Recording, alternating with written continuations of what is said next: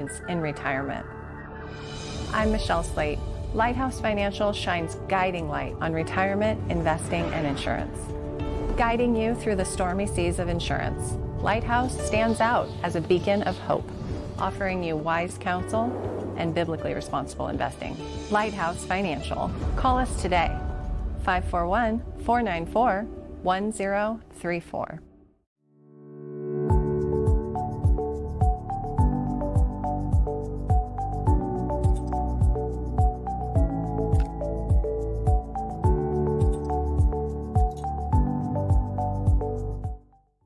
Know someone who can't watch the Dove? The Dove TV streams worldwide on Roku and Apple TV, plus online at theDove.us. Spread the word. Wow.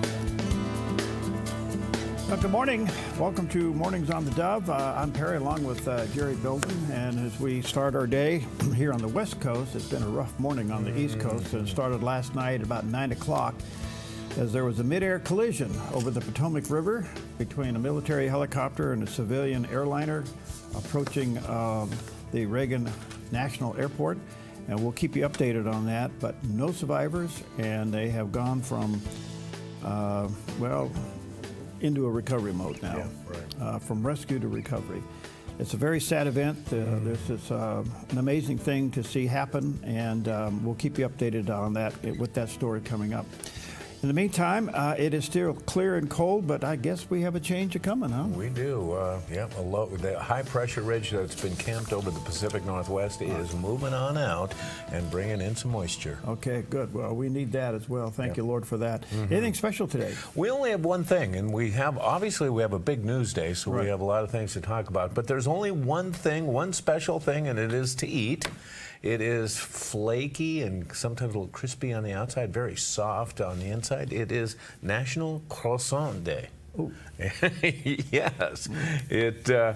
I'm not sure what the deal is with croissants, how this varies from any other bread recipes, but it is just like I said earlier, a little flaky on the outside, soft on the inside. You ever see how they make them? No. It's really a delicacy. And they kind of roll it, right? Yeah. Okay. I like the one with the eggs in the middle with the bacon. A croissant sandwich, no matter what you put in there, is really good. Okay, yeah. Well, credit for the croissant that we know today is given to an Austrian military officer, August Zang. In 1839, he opened a Viennese bakery in Paris, introducing friends to Viennese baking techniques. Just about number one on the list was their croissant. How about that? So Viennese, but when you think of croissant, you think French, don't you? Yeah, you kind of do, you know. And I love watching cooking shows, and so I watched the show where they made croissants at I think there was a bakery right here in Portland. And it's quite the process. This isn't no easy thing to make. Yeah, I wouldn't think so. And everything's timing, So. Well, all right. Enjoy. That's all we have. Happy Croissant Day, huh? Yeah. Well, he's in between a couple of slices all the time, and he does the weather here. As high pressure weakens, bringing rain in the valleys and snow in the mountains. Today in northern Oregon and southern Washington, patchy frost and fog, then rain likely with highs in the mid-40s for Vancouver, Portland, and Wilsonville. A chance of rain and snow and fog in near 44 in McMinnville. Continuing down the Willamette Valley with patchy fog, then a chance of rain with highs near 46 for Salem, Albany, and Corvallis. Early frost in Eugene, then rain after 4 p.m. with a high near 47. In central Oregon, mostly sunny in low 50s in Prineville. Increasing clouds in Bend with a high near 50 and Sun River near 46. Over in Boise, Idaho, sunny with a high near 43. Along the Oregon coast, mostly cloudy, then rain likely and breezy in the late afternoon with daytime highs near 49 in Brookings and low 50s for Coos Bay, Port Orford, and Crescent City, California. In southern Oregon, increasing clouds with daytime highs in the low 50s for Grants Pass and Medford. Mostly sunny and near 54 in Ashland. In the Klamath Basin, mostly sunny and near 49. Into northern California, mostly sunny with a high near 53 in Wairika. Early patchy frost, then sunny from Redding through Chico and Sacramento with daytime high temperatures near 57 and a calm wind. In the Bay Area, patchy dense fog, then partly to mostly sunny and near 54 for Santa Rosa and Napa. Patchy fog in San Francisco, then partly sunny and mid-50s. And today in San Jose, areas of fog, then sunny with a high near 60. It's a look at your Thursday weather on the Dove.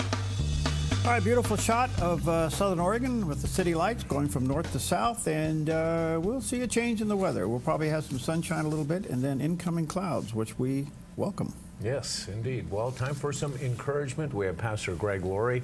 He encourages us with a simple lesson from Jesus on the Sea of Life. One day Jesus said to his disciples, "Let's cross over to the other side." And they got in the boat, made their way across the Sea of Galilee, which is actually a massive freshwater lake. And then a huge storm came, and the waves were beating against their little boat, but Jesus was asleep. They woke him up and said, "Master, don't you care that we're perishing?" And he arose and rebuked the wind and said to the sea, "Peace, be still." And the wind stopped and the water was calm. And Jesus turned to them and said, "Why are you so afraid? Don't you have any faith?" See, what they saw was Jesus had the power to stop nature's havoc if he chose to. When he said, "Peace, be still." And sometimes Jesus will come into the midst of your problem and say, "Stop," and it stops. And other times he's just with you as you face your problem. But I look at it this way: better to be in a storm with Jesus than anywhere else without him. Yeah. The moral of that story, stay in the boat. Okay. All right, good stuff all the way around. All right, top story this morning. Let's take a look at it, and the details are still coming in, and they have gone from a rescue operation to a recovery operation. Last night, about 9 o'clock Eastern Time, an American Airlines jet carrying 60 passengers, and if you look way out there, you'll see that explosion. It's a pretty amazing thing. What has happened is the American airline was on final approach into the Reagan National Airport and collided with an Army helicopter on a training flight. And from what we understand now, this was right there at the Potomac. And from what we understand now is that there are no survivors. And this is really an amazing thing to see happen. We don't know all the details. It's just horrible. That's the only thing I can say. It's just horrible. I mean, there's a lot of questions, unanswered questions at the moment. The only thing I can tell you from what I would kind of just surmise as a pilot, that plane was on what they call probably an ILS approach, probably a localizer. In other words, it was on a direct path to the airport for landing. It was on final approach. And so therefore, it was in contact with the tower. Yeah. And it was on, it's high probability that the autopilot was in control of the aircraft, keeping it on what they call the glide slope. And then here comes the helicopter. And by the way, helicopter operation in that area is common because of the airbase right next to that whole area. Okay. And that's the picture of the type of airplane that it was. Okay. It was a commuter jet from Wichita, Kansas. There's the type of helicopter, better known as a Black Hawk. And a four-bladed Black Hawk helicopter. And so they collided. The only thing I could think of is just looking at it, just my guess. The plane's on the approach. It's on a decline, a descent, I should say. It's locked on the localizer. And it's just behind the helicopter where the helicopter couldn't see it, and the helicopter turned into its path and didn't take into consideration not only where it was, but on the descent and the speed of the descent. It's your worst nightmare. Yeah. And so we'll keep you posted on that throughout the day, but it's now gone to a recovery operation. As they'll be moving a lot of equipment in there. That part of the Potomac isn't that deep. They said the plane broke up in 3 pieces. The helicopter went down as one, and they should be able to recover all of that fairly quickly today. So we'll see how that goes. The Reagan National Airport is closed until 11 o'clock Eastern Time this morning. It's expected to reopen then. But until then, it's just really horrible. Yeah. Do they just cancel flights on something like that? How does that work? Well, I don't know there. I mean, the airport's been shut down. And they're saying it's going to reopen, so I would assume they'll continue on. Okay. You're going to look at radar screens. You're going to look at equipment in both aircrafts. I would say that the airliner probably had crash warning equipment and system because they carry that on their, what they call their glass screens. They can tell how close somebody is. They can tell what speed and altitude. I don't think they have that on a military aircraft. Oh, I should say a military helicopter. I don't know. We'll see how that goes. All right. The other story is that, as you know, RFK Jr. has been on the hot seat yesterday as to whether or not he's going to become Health and Human Services Secretary. And he was drilled by our own Senator Wyden, and here's one of the exchanges. You have a history of trying to take vaccines away from people. In May of 2021, you petitioned the Food and Drug Administration to not only block Americans from having access to the COVID vaccine, but to prevent any future access to the life-saving vaccine. Are you denying that? Your name is on the petition. We brought that petition after CDC recommended the COVID vaccine without any scientific basis for 6-year-old children. Most experts agree today, even the people who did it back then, that COVID vaccines are inappropriate for 6-year-old children who basically have a zero risk from COVID. That's why I brought that lawsuit. Well, Senator Wyden didn't let up, and he went after him a little bit more about the petition and other parts of his testimony. You made almost $5 million from book deals, mostly promoting junk science. In 2021, in a book called The Measles Book, you wrote that parents had been, quote, misled into believing that measles is a deadly disease and that measles vaccines are necessary, safe, and effective. The reality is measles are in fact deadly and highly contagious, something that you should have learned after your lies contributed to the deaths of 83 people, most of them children, in a measles outbreak in Samoa. So my question here is, Mr. Kennedy, is measles deadly, yes or no? I support the measles vaccine. I support the polio vaccine. I will do nothing as HHS secretary that makes it difficult or discourages people from taking either of those anybody vaccines. who.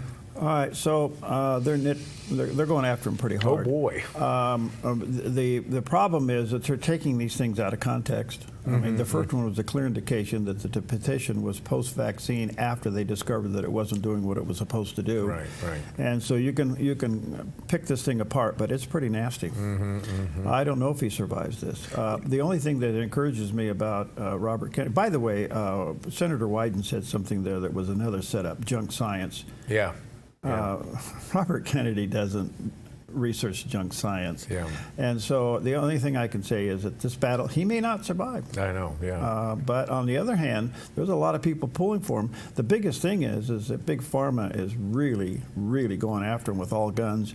You got Bill Gates over here signing a petition with fake people on it. Yeah, right. I mean, they're doing everything they can to block his Elizabeth nomination. Warren went after him really hard. Yeah. You know, she's been propped up by Big Pharma. Yeah. So we'll see where this goes. Most people will tell you that what he plans to do with HHS is probably the very needed thing that needs to be done. It needs to be gut and reset. CDC needs to be reset. Yeah. The FDA needs to be reset. Yeah. It's been polluted with a lot of nonsense, and we've lived through the worst one. Yeah, and At least those who are still alive. Yeah, well, and a great first step was taken too in pulling out of WHO. Yeah. Yes. Okay, some other news yesterday. Former Senator Bob Menendez, well, as you know, he finally got sentenced yesterday. And the judge sentenced the disgraced former Democratic senator to 11 years in prison. This concluding a long trial. Wow. He is obviously going down as a foreign influencer and long-running bribery scheme. His office actually was for sale, and a couple of his co-conspirators went down with him. They got time, 8 and 10 years. The prosecutors were going for 15 years. Menendez is 71 years old, and he got convicted of 16 counts of bribery, extortion, conspiracy, obstruction of justice. He is the first U.S. senator in history to be convicted of working as a foreign agent. Now, he broke into tears and said, "Have mercy on me. I have 50 years of public service, and then I just had a few bad things going on." Well, they threw the book at him. Oh, wow. So anyway, this is sad, but the law had to be upheld. Okay. This is another big story that broke yesterday. Our new Defense Secretary, Pete Hegseth, pulled General Miley's security and suspended his clearance. Now, he was the former chief of staff, as you remember, the military chief of staff. And so Secretary General, excuse me, I got to get all this straight. All of his clearance and everything was pulled, and guess what?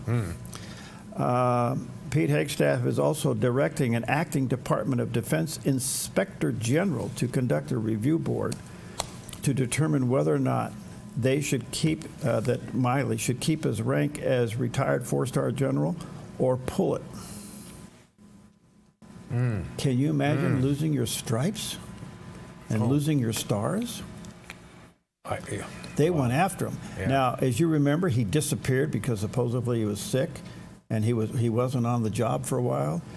He went after Trump in the first go around and just really went after him hard. This guy is a complete sellout to the military contractors, and he lost everything yesterday, and he's up for review as to whether or not he's going to lose his stripes. So it's so strange. How did he get so woke? Money. It has to be money. I mean, how? Yeah. How do you go up to a 4-star general and then all of a sudden turn on your troops? I don't know. This thing is mysterious, but apparently Hegseth yesterday removed his clearance, removed his security, moved all of his. He can't get anything now. He doesn't have security. He doesn't have clearance anymore. He's been stripped of everything, and a new department.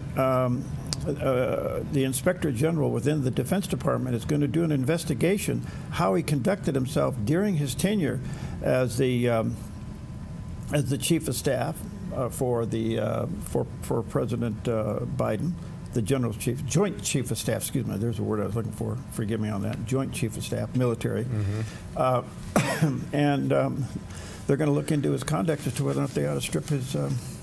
This is sad. Can you imagine having all that history and working yourself up to a 4-star general? And it's being erased. Not only all of these actions, but little things like his portraits were taken down in the Pentagon. He had 2 of them. They went after him. Oh my gosh! There's something here that is deeper than what we know. We're just reading the skims at the top of the stories. We don't know the deep state stuff. Well, I think the biggest problem for Miley is he put a knife in the back of the commander-in-chief, Donald Trump. Yeah. And he's suffering for it now. Yeah. The last thing yesterday that happened is, President Trump is on this executive order tsunami, and he is expected yesterday he signed 3 executive orders that built upon his campaign promises that changed the U.S. education system, primarily focusing on the indoctrination of K through 12 schools, launching an investigation into anti-Semitism, protests, and other things, ending racial indoctrination, would prohibit federal funding for schools that included gender ideology and critical race theory. Wow. Now, federal dollars going to schools that do this ends. This is big. Yeah. This is really big. I would say the woke community in America is slowly being dismantled. Well, I shouldn't say slowly, rapidly being dismantled to the point where they're just like deer in the headlights right now. Yes. So many stories we can't keep up with it. We'll keep you posted on the latest, but this morning the sad news is a mid-air collision over the Potomac River on approach to the Reagan National Airport. An American airline commuter jet collides with a military helicopter. No survivors. We'll take a quick break. We'll be right back. With all your might, with all your strength, love the Lord your God with all your heart, with all your soul, with all your mind, and with all your strength. I will love you. From Top Home Sellers in the Valley with John L. Scott. to making RV consignment effortless. American RV, where Team Toner gets your RV sold fast. Finding that next great series to binge watch is fun, but your neck, shoulders, and body don't count that as me time. Hi, I'm Tamara Miller, owner of Organic Element Spa, and I invite you to put down the remote, get off the couch, and schedule yourself some real me or we time with your favorite service, like one of our many massages, couples massages, or facials. Your health, safety, and comfort are always top priority with us at Organic Element Spa. We can't wait to see you. Book your appointment today.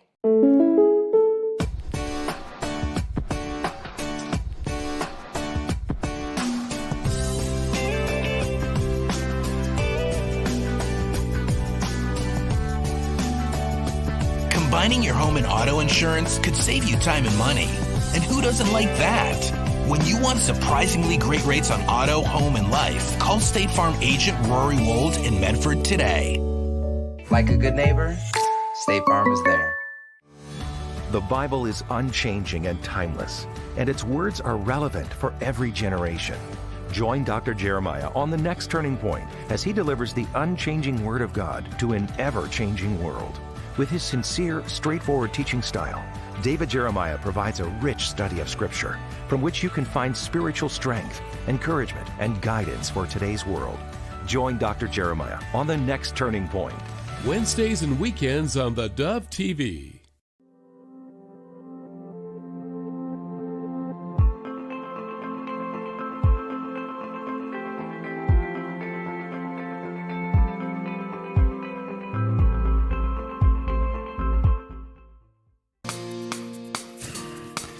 Well, good morning to you. Happy Thursday as we move towards the end of the week and a change in the weather. Yeah. Well, yesterday at the state capitol in Oregon, they paused and recognized really an amazing person, and that's Peter Courtney, the former president of the Senate of the state of Oregon. He was the longest serving state lawmaker in Oregon's history. He passed away in July. He was Senate president for 922 years. he was a character, and yet he was approachable and a fun guy to talk to. Now, our son Jason, when he was a senator, got to work with President Courtney a lot. I got to be with him on a few occasions, certainly not on a regular basis when I was chairman. But really a nice guy. He was a Democrat. He had his liberal bents, but he also was very committed. I would say he was very principled in who he was and how he conducted. He was highly respected. And current and former lawmakers, governors, staff members came from all over the state yesterday to pay tribute to him there in the Capitol for a special memorial service on the Senate side. So the only thing I can say to his family, thank you for letting the state of Oregon have him as long as we had him. He really was a fun guy. It was kind of a hard guy to get to know, but when you got to know him, he was cool. Oh, right. Okay. Another little state news yesterday. Apparently, Oregon's not doing well in its education scores. Oh, gosh. Some of the national scores have come out, and unfortunately, we are not doing well. Of the four main measures, Oregon's result declines even more. The biggest drop was in the fourth grade reading, which fell 3 points below its 2022 levels, which was already below the national average. Wow. Oregon's fourth grade reading scores were 7 points below the national average. Both reading and math scores at Oregon, 8th grade fell 2 points below. 8th grade math decreased, continues a 5-year trend in Oregon, performing below the national average in reading, and below average trends both in reading and math are, somebody said, pathetic. So the question I have to ask about Oregon education, what does more money solve? That was my next question. Does this mean they need more money? Well, you got to remember we're a single-party dominant state, right? And they are now in session, and they'll be crying for money for something. Yep. I don't know. Now, here's the other thing: with President Trump passing an executive order stopping federal dollars going to schools over woke agendas, right? Critical race theory, right? All this other nonsense. Yeah. Will this be the crying point for the legislators in Oregon to ask for more money to make up for that? Yeah. I don't know, but you can rest assured that the tug of war is on. But the performance, the education performance in Oregon, I want to be careful here, okay? Just get rid of the administration and let the teachers do their job. All right. All right. Teachers want to teach, and teachers want results. Yeah. And teachers are have pride in what they do, and they have a passion in what they do. Yeah. But take all this nonsense off of them and let them teach the basics. Yeah. Yeah. That's a nice idea. Probably won't happen. I don't have any executive orders. Well, you know, I think in some places, you know, that does happen. I think that there are some talented people, not only teaching our kids in some schools. Also, there are some good people in administration. There are. But unfortunately, they are controlled by what goes on in state government. A lot of it has to do with unions, union activities. Yes, union absolutely. Mandates. Well, there's the scores. Supposedly, you're in business to not make this happen. Right. You have a job to ensure that our kids read and can do basic math. Well, and I think you hit it really well there, too, when you brought up the dollar aspect, is that we have, kind of been spoon-fed this idea that we need money to get results, and we know that's not true. We spend more money per student than any other country. Not only that, but you can go to private schools and see the results for less money. Yeah. Yeah. Okay, here's another one, folks. I wish, I wish we had one of those flashing lights, that maybe we could borrow it from Pete. When a car pulls up behind you and you see blue and red, yellow and white, and they're going, isn't that instant like blood pressure increase? Yeah, right. We need one of those for on the air. Okay. And I wouldn't push that button very often, but I would push it on this story. All right. Okay. Senator Jeff Golden's up to it again. Okay? He is proposing and has sponsored legislation that would seek to ensure a clean, safe, and healthy environment amendment to the Oregon Constitution. Okay?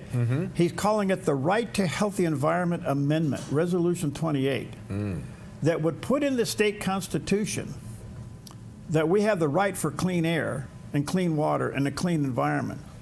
Okay, the question number one is, why don't we have this? Yeah. Okay. All right. Number two, you're going to put it in the state constitution, which is an open door for the government to squeeze the you-know-what out of you. Right. Okay. Yes. Now, here's the other thing. His complaint is, well, the agencies aren't adhering to the current regulations. Well, Mr. Senator, and I know Jeff, he sits here and he and I are friends. I would say to Jeff, you're not doing your job. Your job is to make sure those agencies are doing their job. Okay. And you're going to put this overriding ruling into the state constitution to be this thing over the top of us, which is going to grind us into the floor because you can't do your job as a state senator to make sure an agency does their job? Wow. Yeah. I think it's time for you to go fishing. There, I'm turning the lights off. Okay. Those flashing lights. Oh, yeah.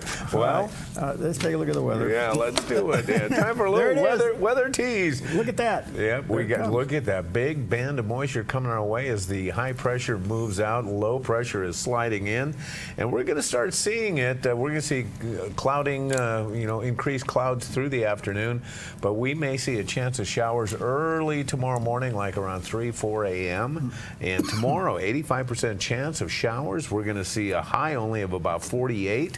And so we're looking at rain in the valleys, snow in the upper elevations, and it could continue on and off Saturday, Sunday, through Monday. By the way, Monday, only a high of 38. So we could be flirting with snow levels coming down around the valley floor. So here it comes. It's time. Okay, well, we've been talking a lot about AI. And then all of a sudden, we hear of this Chinese AI called DeepSeek. Well, there's a new player on the realm here. Can you say Alibaba? Alibaba? Alibaba. China's Alibaba just released an AI model that they say outperforms the new DeepSeek. Well, Riot Platform's head of public policy, Brian Morgenstern, talked with Maria Bartiromo on the emergence of Chinese AI models. Yeah, my reaction is there's no coincidence that this happened very shortly after President Trump announced a big $500 billion private sector investment in AI here in the United States. I also think that those numbers are ridiculous. I think they excluded prior research. I think they likely used other models and were able to sort of suck the knowledge out of those to advance themselves. But really my reaction is twofold. Number one, look, the U.S. has to take this as a wake-up call. It is time for us to accelerate. Under the Biden administration for 4 years, it was this top-down command and control, regulate first, ask questions later, measure DEI metrics first, user experience and success and accuracy later. President Trump is saying, look, our opponents are competing with us whether we like it or not. It is time to unleash American industry. But with regard to these numbers, this really strikes me as a shot across the bow from China towards President Trump after his $500 billion Stargate announcement to say we can do better. But there's no reason to trust these numbers that they're sending. Okay, so the other question I have is there a little capitalism going on in China? Oh, yeah, absolutely. So you got two AI companies competing against each other? Yes. Or is this a subterfuge that the government is giving the appearance that they're allowing capitalism? Well, when really they're controlling I think it? maybe a little bit of both. I think the government's behind both of these, and yeah, they do. I think they let certain players, almost become a little capitalistic to compete against us. But the government is always behind it, which brings up the old thing about AI. Is it any better than the people programming it? And if we're getting AI programmed in China and backed by the government, what are we getting? Mm-hmm. I wouldn't trust it. I wouldn't use that to save my life. Well, if it's a rush to get in control, and what he was just saying there, that those numbers are probably inflated just to create competition fear. Okay, yeah. Okay, so the race is on. Who's going to be the model for AI worldwide? Right. Is it the $500 billion company coming together, going to Texas, going to be the model? Is each country going to have its own infrastructure for AI, and who's going to be the software for it? Yeah. I don't know. God, this is mind-boggling. Okay, let's see. I wish I had a croissant with eggs and bacon in it. Let's see if it shows up on this. Well, you're going to get ads for it. Look out. We'll be right back. I'll see. Let you know here in a minute.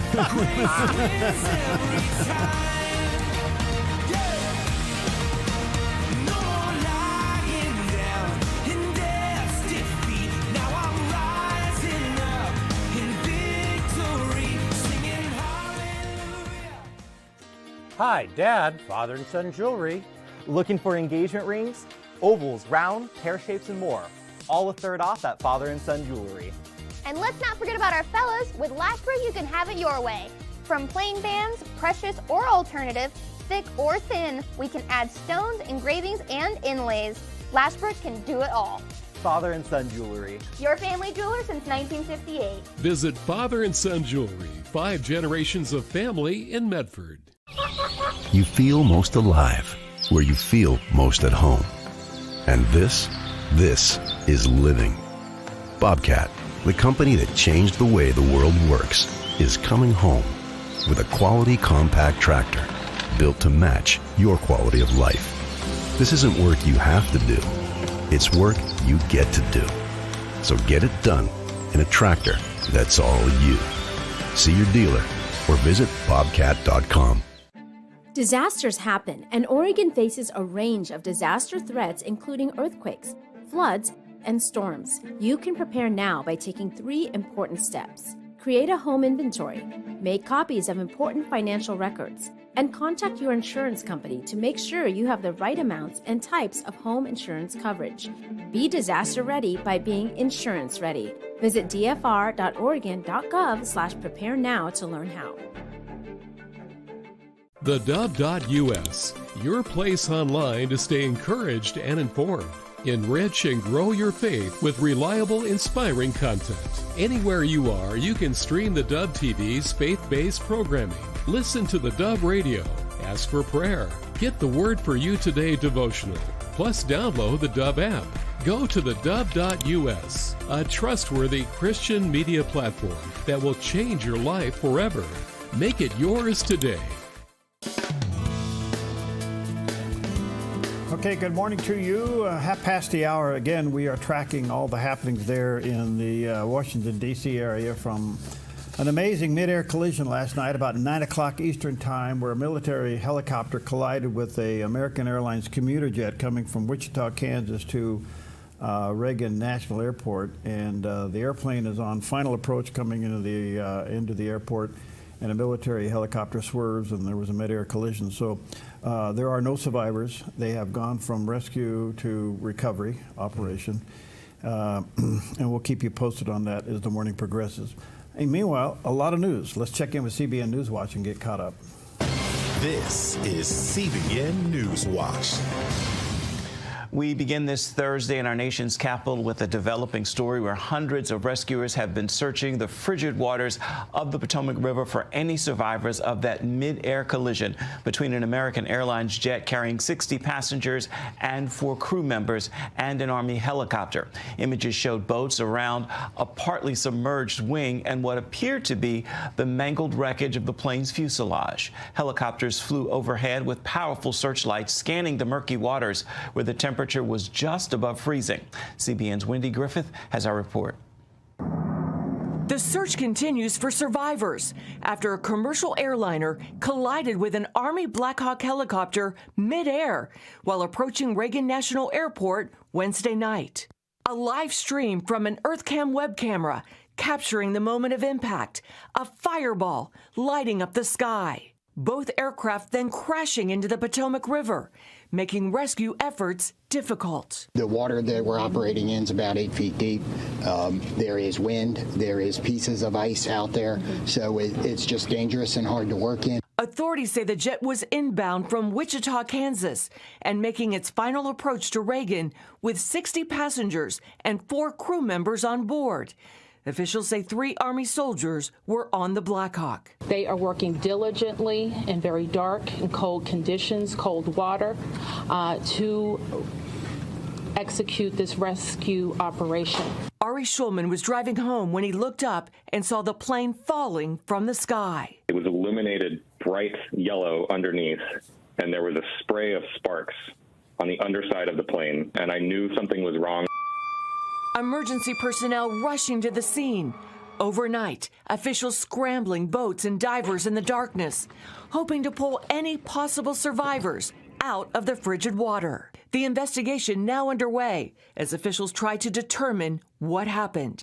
The mayor of Wichita asking for prayer. We really want to ask each and every Wichitan, Kansan, and American to pray for everyone involved in this incident. The CEO of Reagan National Airport says they've been providing support to the families impacted. The airport will be closed until at least 11 a.m. this morning. Wendy Griffith, CBN News. I want to turn now to the Middle East. Hamas freed 8 more hostages today, including foreign workers abducted on October 7th. The hostages were given over to Israeli security forces, while President Trump's envoy to the Middle East has returned to the region. CBN Middle East correspondent Julie Stahl brings us the report from Jerusalem. This is the 3rd hostage release in 2 weeks as part of the Israel-Hamas ceasefire. Agam Berger, held by Hamas, was paraded on a stage in the Jabalia refugee camp. Her family celebrated her freedom by dancing with a Torah scroll and thanking God. Berger, the last female observation soldier to be released, was handed over to the Red Cross, transferred to the IDF, and finally reunited with her family. Arbel Yehud and 80-year-old Gadi Moses, who were kidnapped from their homes in kibbutz Nir Oz, were held by Islamic Jihad. The group released a video Thursday showing the two being reunited before being released. In a last-minute development, 5 Thai workers were also released. 10 foreign nationals working in farming communities were abducted on October 7th. 3 more Israeli hostages, as yet unnamed, are due to be set free on Saturday. The 3-part deal should lead to Hamas releasing all the remaining hostages, but it also forces Israel to free hundreds of Palestinian prisoners who've committed acts of terror and murdered Jews. Jerusalem Post columnist Gil Troy told CBN News, even if the deal is worrying, Israel made a lot of gains in Gaza and Lebanon since this deal was first proposed last May. Since May, we've seen Hezbollah humiliated, Iran weakened. We've seen Hamas further degraded. And so even though Hamas is celebrating, they're celebrating in ruins. Even though Hamas is celebrating, they've lost over 20,000 of their top terrorists. Israeli Prime Minister Benjamin Netanyahu met again with President Trump's Mideast envoy Steve Witkoff. Netanyahu is set to be the first foreign leader to meet with the new president in Washington next week. President Trump is suggesting Israel's neighbors, Jordan and Egypt, take in many of the Palestinians made homeless by the war in Gaza. But Egypt's president is outright rejecting the notion, hinting that Palestinians might be a threat to his government. I would like to reassure the Egyptian people that the harm to Egypt's national security could never be tolerated or allowed. El-Sisi insists the answer is creating a Palestinian state. The two-state solution, side by side, security and peace for the Israeli citizen and security and safety for the Palestinian citizen. Many Israelis point out they gave the Palestinians Gaza already, and Hamas turned it into a deadly terrorist state that launched a deadly attack. The Syrian rebel who led the overthrow of the Assad regime is now Syria's interim president. Islamist Ahmed al-Shara used to lead Syria's version of al-Qaeda, but he swears he's moderated his views and will lead a democratic government. Julie Stahl, CBN News, Jerusalem. Okay, a lot going on. Wow. Okay. Good morning to you. Let's take a look at the weather out there because the change is coming. As high pressure weakens, bringing rain in the valleys and snow in the mountains. Today in northern Oregon and southern Washington, patchy frost and fog, then rain likely with highs in the mid-40s for Vancouver, Portland, and Wilsonville. A chance of rain and snow and fog in near 44 in McMinnville. Continuing down the Willamette Valley with patchy fog, then a chance of rain with highs near 46 for Salem, Albany, and Corvallis. Early frost in Eugene, then rain after 4 p.m. with a high near 47. In central Oregon, mostly sunny in low 50s in Prineville. Increasing clouds in Bend with a high near 50 and Sun River near 46. Over in Boise, Idaho, sunny with a high near 43.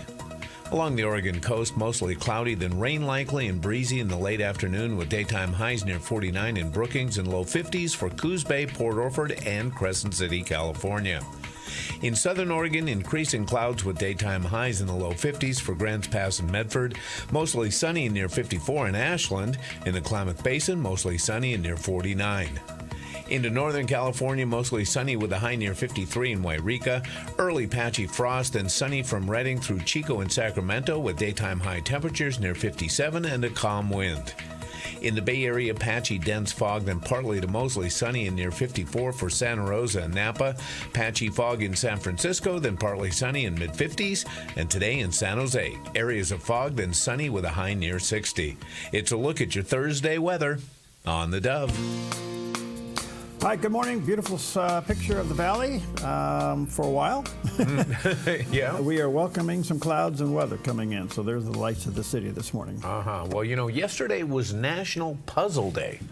But it was on this day in history that Erno Rubik applied for a patent for one of the most intriguing and successful puzzles of them all, the Rubik's Cube. On January 30th, 1975, behind the Iron Curtain in Budapest, professor of architecture and inventor Erno Rubik walked into the Hungarian patent office clutching a small, colorful cube he had crafted in his workshop. It was an odd-looking puzzle, 6 faces, each made up of 9 smaller squares that could twist and turn in seemingly endless ways. His invention was more than just a toy. It was a challenge of spatial reasoning and patience. He called it the Magic Cube. As he handed over the paperwork, Rubik felt a mix of excitement and uncertainty. Would the world understand the brilliance of this invention? Little did he know this small, seemingly simple cube would go on to become a global sensation, sparking a craze that would captivate millions from children to mathematicians. The Magic Cube would eventually be renamed the Rubik's Cube, forever embedding his name in the annals of puzzle history. In that moment, Erno Rubik had no idea just how much his invention would twist its way into the hearts of people everywhere, one turn at a time. And now people juggle and they do it, and they do it in seconds. It's like I look at that thing and I just glaze over. You ever taken a hammer to one? Yeah. I would like to. And these guys are doing it while they're falling out of the sky. Oh, yeah. They, It's turned into the strangest, obsession with the different ways you can do it, solve it, and how fast you can solve it. All right. It's amazing. Do you read the Old Testament? Well, you should. Jason DeRochi from the Crossways talks about a way to do that. The Apostle Paul said, everything was by Christ, through Christ, for Christ. Colossians 1:16. The end of all things is Jesus. The Father has established all of the history of salvation to culminate in the person of Christ. So to read the Old Testament for Christ means that we enter in as believers wanting to know how it is that we are to faithfully magnify the divine Son in all of Scripture. Jesus said, I've come so that what was written about me in the law of Moses, in the prophets, and in the Psalms might be fulfilled. And then he opened their minds to understand the Scriptures. What did it mean to understand Jesus' Bible? He said that the Christ, that's the Messiah, that the Christ would suffer and on the third day rise from the dead, and that repentance and forgiveness of sins would be proclaimed in his name among all the nations, beginning from Jerusalem. So there is a suffering and a triumphant Messiah that is testified to when we understand the Scriptures rightly. And then there's a mission that he would spark that would go global. And Jesus said that's what the Old Testament's about. So to read the Old Testament for Christ means that we enter in expecting that in all that we do, we're ultimately going to see how it ties to his work, his life, death, and resurrection. It's amazing. Paul was an Old Testament preacher, and yet he could say to the Corinthians, I resigned to know nothing among you but Christ and him crucified. 1 Corinthians 2:2. All that Paul did as an Old Testament preacher, he said, was about Jesus. What does that mean? Because when he's talking to the Corinthians, this book is filled with all kinds of topics: spiritual gifts, legal matters, sexual immorality. He talks about who God is, who the church is. And I think his point is that regardless of what topic I'm talking about, all of it, as Christian doctrine, has to be tied to the person of Christ. So that would be my goal as an interpreter, whether I'm doing my devotions or reading for a women's Bible study. And I have done both of those, right? That my goal is to understand, how does what I'm reading right now connect to the cross? How does the cross inform it? And how does what I'm doing ultimately move me to be a person who revels in the person of Christ? That's beautiful. All right, let's take a quick break. We'll be right back as we check on some other things here for you.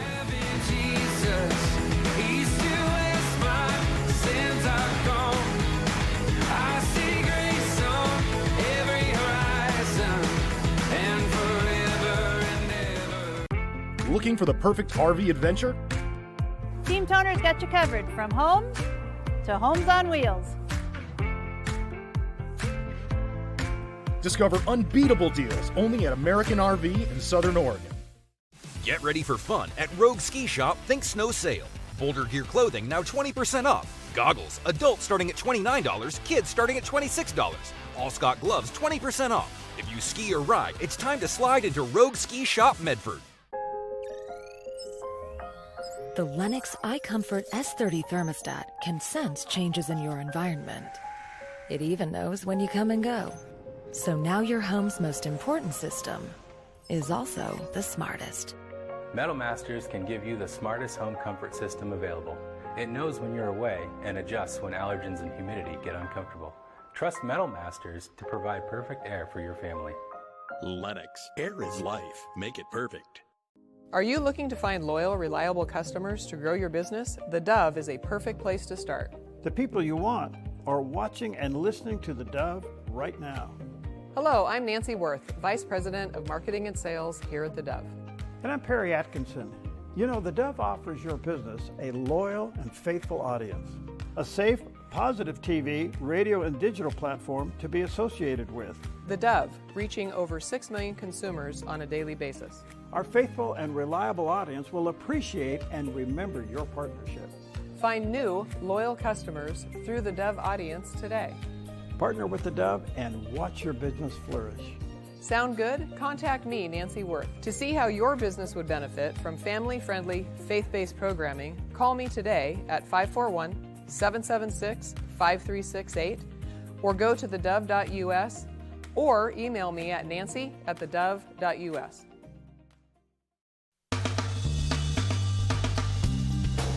Okay, welcome back to 11 minutes before the hour. As you know, there's still some hostage exchanges going on, and I understand the first American is due to be released any moment now. And yesterday I had Ruthie Bloom on. Ruthie used to be inside Netanyahu's office, worked in there as assistant. Now she's a senior editor for the Jerusalem News Syndicate. So we talked about the hostage deal, the latest one at least, and here's what she had to say. I think it's a disastrous agreement that it's possible we couldn't refuse. When I say we, I mean the government of the State of Israel that was taking its cue from the majority of the public. Now, though the public is the majority is in favor of the war, the majority voted in this right-wing government. Nevertheless, the fact that 90 remaining hostages are still in Gaza means that in a year and 3 months, we were unable to rescue all of them. There were 251 in the beginning, a year and 3 months ago, and or almost 4 months, by the way. So at this point, people were they're weary, and the families of the hostages are devastated and terrified, as would we all be. So though it's a terrible deal, many people decided to risk it. At the moment, there are 90 still in Hamas and Islamic Jihad dungeons. We know that some are alive. First of all, we saw last week 3 live hostages return, 3 young women, and then another 4 young women. So we know they were alive. And Hamas apparently gave Israel a list of the 33 hostages that are to be released by the end of the 6-week ceasefire, claiming that 8 of them are dead.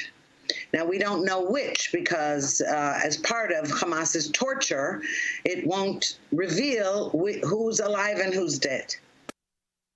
So we don't know. Yeah. But first American could be released today, and if that is the case, each time there's a hostage release, you get more information, more intel of what's going on behind there.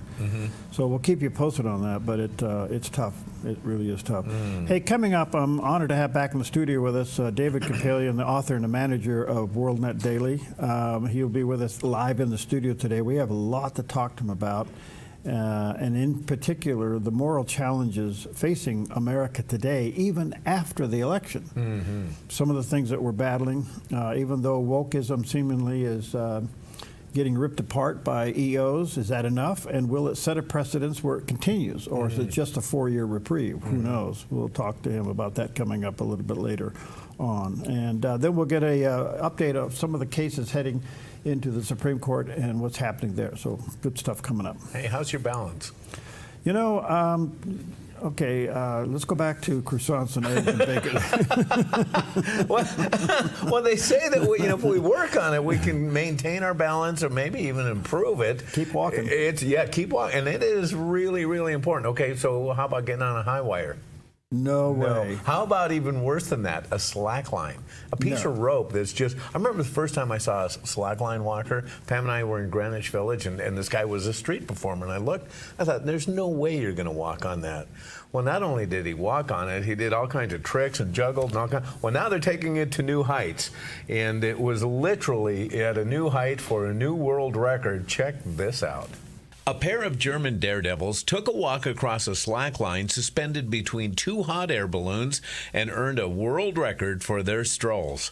Freddie Kuhn and Lucas Ermler took to the skies over Riedering and walked across a slack line 8,202 feet over the ground, breaking the Guinness World Record for the highest slack line walk in the process.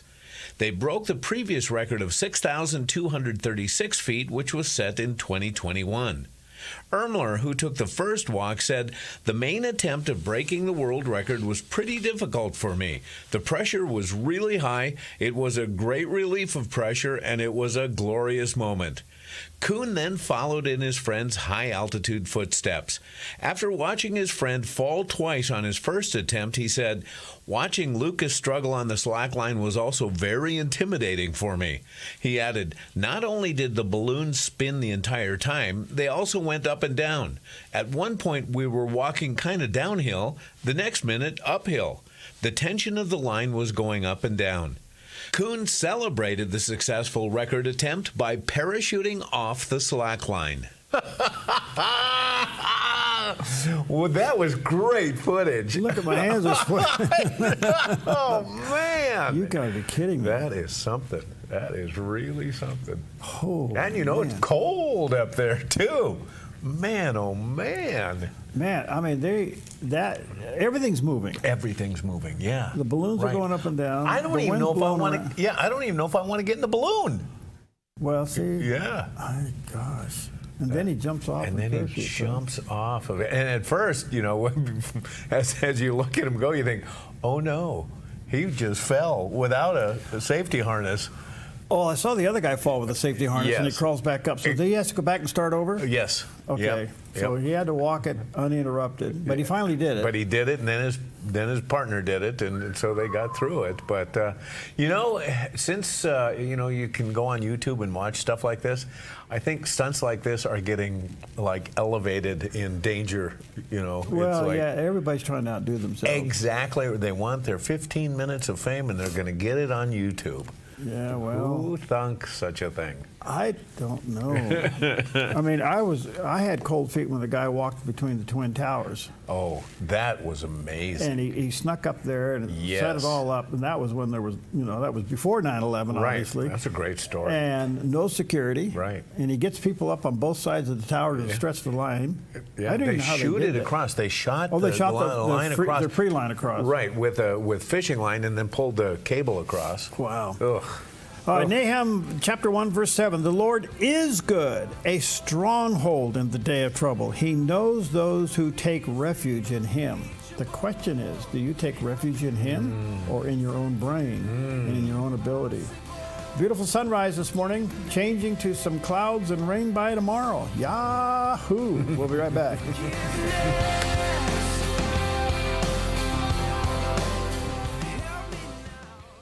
Bulls, bears, and other market beasts. How can you be sure they won't eat your investments alive? I'm Michelle Slate. Lighthouse Financial shines guiding light on retirement, investing, and insurance. As you navigate the stormy seas of investing, Lighthouse stands out as a beacon of hope, offering you wise counsel and biblically responsible investing. Lighthouse Financial. Call us today, 541-494-1034.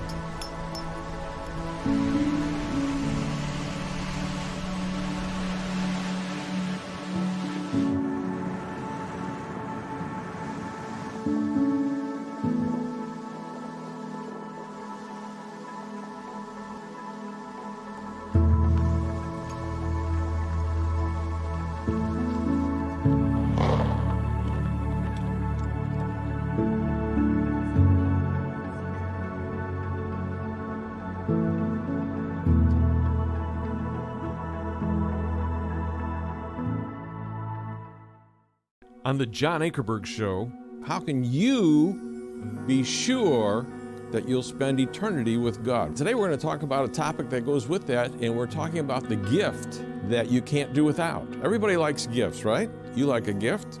I like gifts. But God says He's given away a gift that you can't do without. Join me for the John Ankerberg Show weekdays at 4 o'clock right here on the Dove TV. It'll be encouraging and informative. Watch the 700 Club every weekday. We bring you compelling interviews with the information you need for better health, stronger finances, and a more abundant life. Every day you'll hear inspiring stories from right here at home and across the globe. We cover the issues that matter most to you and your family for thoughtful analysis and insight into the news of the day from a biblical perspective. Watch the 700 Club Thursday morning at 11 on the Dove TV. The National Religious Broadcasters 2024 TV Station of the Year Award winner, the Dove TV.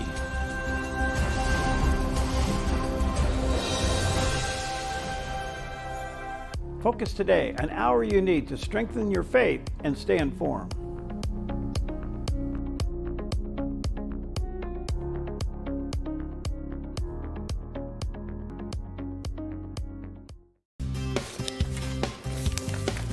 Good morning. Welcome to Mornings on the Dove, and we wake up this morning with really some heavy news, as last night at 9 o'clock on the East Coast there at the Reagan National Airport at the Potomac River, there was a collision between an American Airlines commuter jet and a military helicopter. And as of this morning, no survivors. And they are now moving from really research and rescue to recovery. Mm-hmm. And it's a bad scene all the way around, but apparently the airplane was on a commute flight from Wichita, Kansas to Reagan National Airport.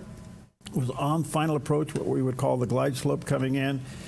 And a Black Hawk military helicopter on a training session at night swerved and they collided. And down they went. And so we'll keep you posted on that. But with all the news this morning so far, no survivors. Can I ask a question? You mentioned that helicopters operate in and around Reagan Airport. Yeah, there's the air base just south of there. So, but this helicopter, as far as you know, wasn't operating from Reagan Air Base. I don't know that, but not from the Reagan Airport, but probably from the military base. Airport. The military air base right next to it. Okay. That area has a lot of military training going on and military activity.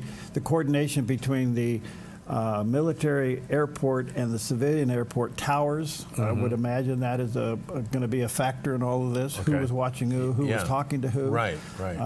But a sad occasion. We'll have more on that coming up in just a moment. But we opened this morning with that in our minds. Otherwise, it's clear and cold, really cold. It was 24 at my house this morning. But according to our make-believe meteorologist, we got some snow coming. Yeah, it's coming. That's how we do weather around here. We pay a lot of money for that. Which way's the wind blowing here? Okay. All right, you got anything special? Yeah, we only have one thing blowing in here today, and it is something to eat. It is National Croissant Day. And credit for the croissant, as we know today, is given to Austrian military officer August Zang. That doesn't sound Austrian at all, but in 1839, he opened a Viennese bakery in Paris, introducing France to Viennese baking techniques.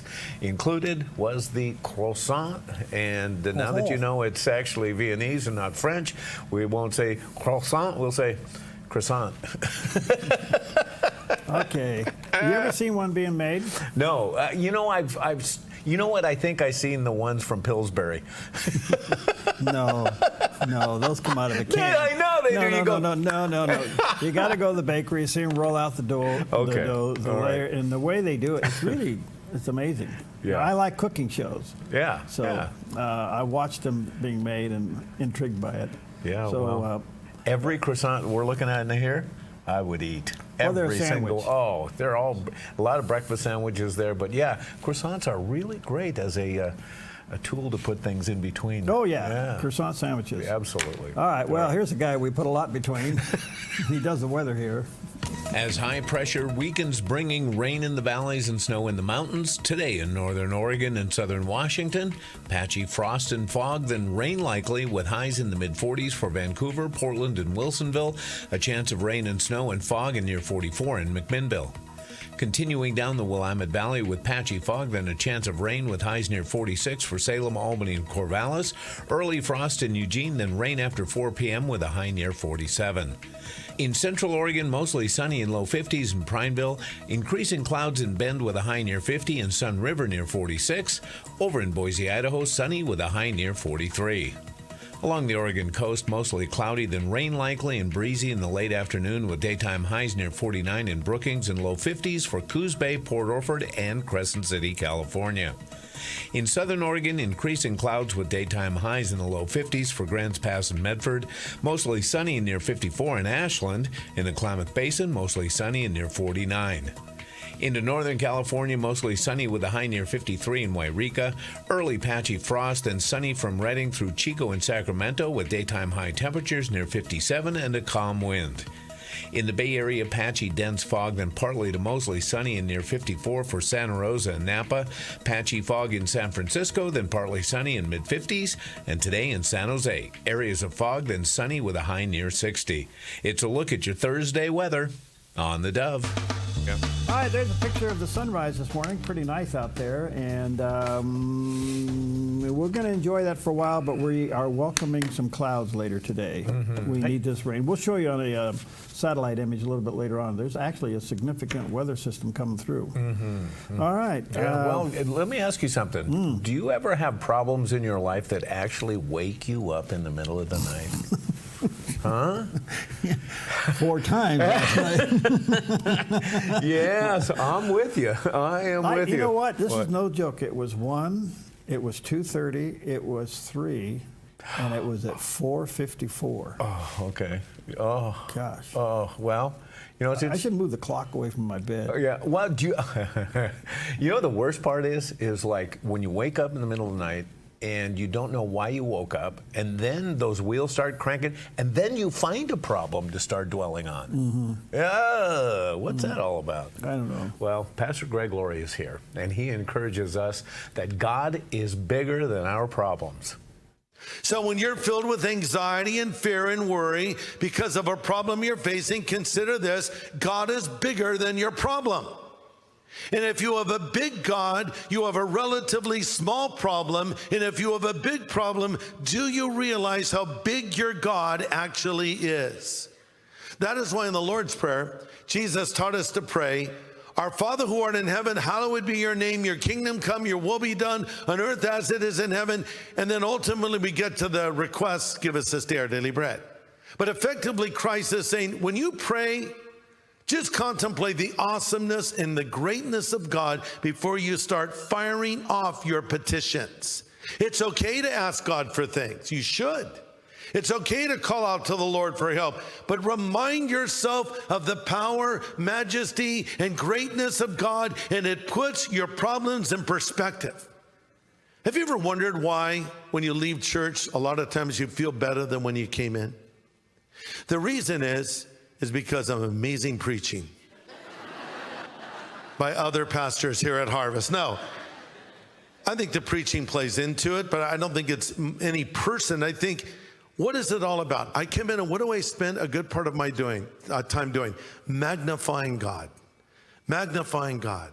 And so as I'm thinking of God's glory and his power, and I'm sort of casting my problems aside, and I'm worshiping him, then I hear a message, hopefully, that reminds me of God's love and his sovereignty and his power and all those things I need to be reminded of.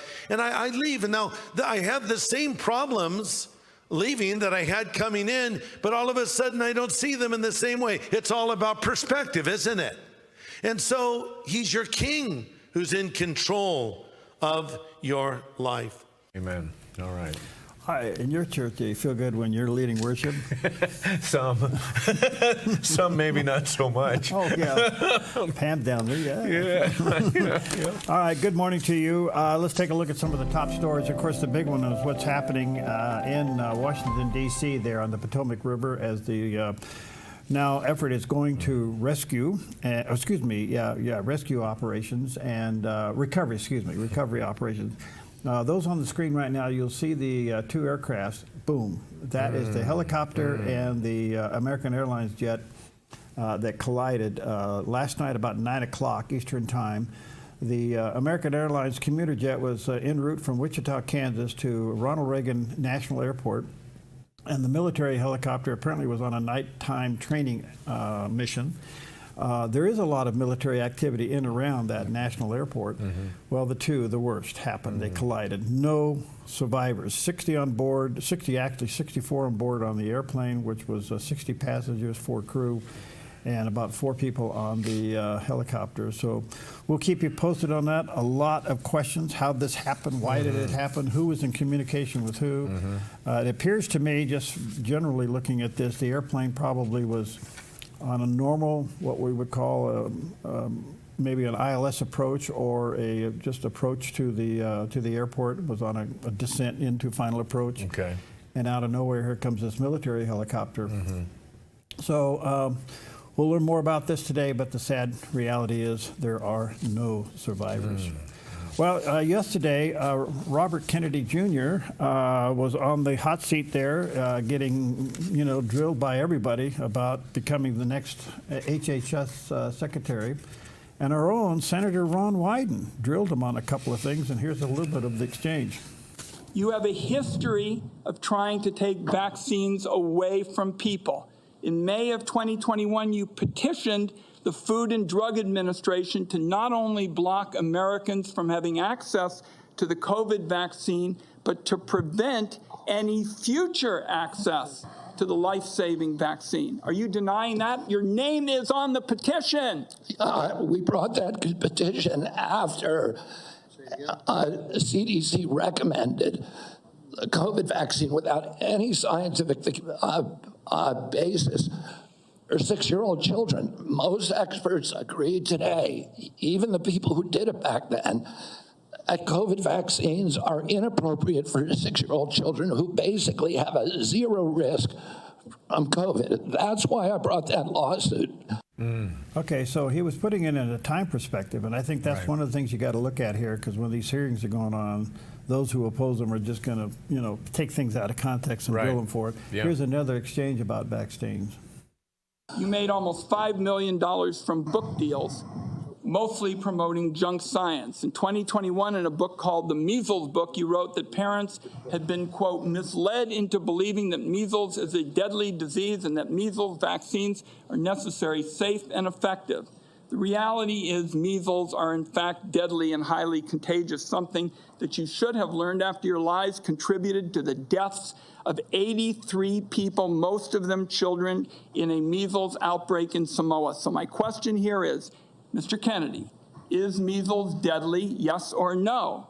I support the measles vaccine. I support the polio vaccine. I will do nothing as HHS secretary that makes it difficult or discourages people from taking either of those anybody vaccines.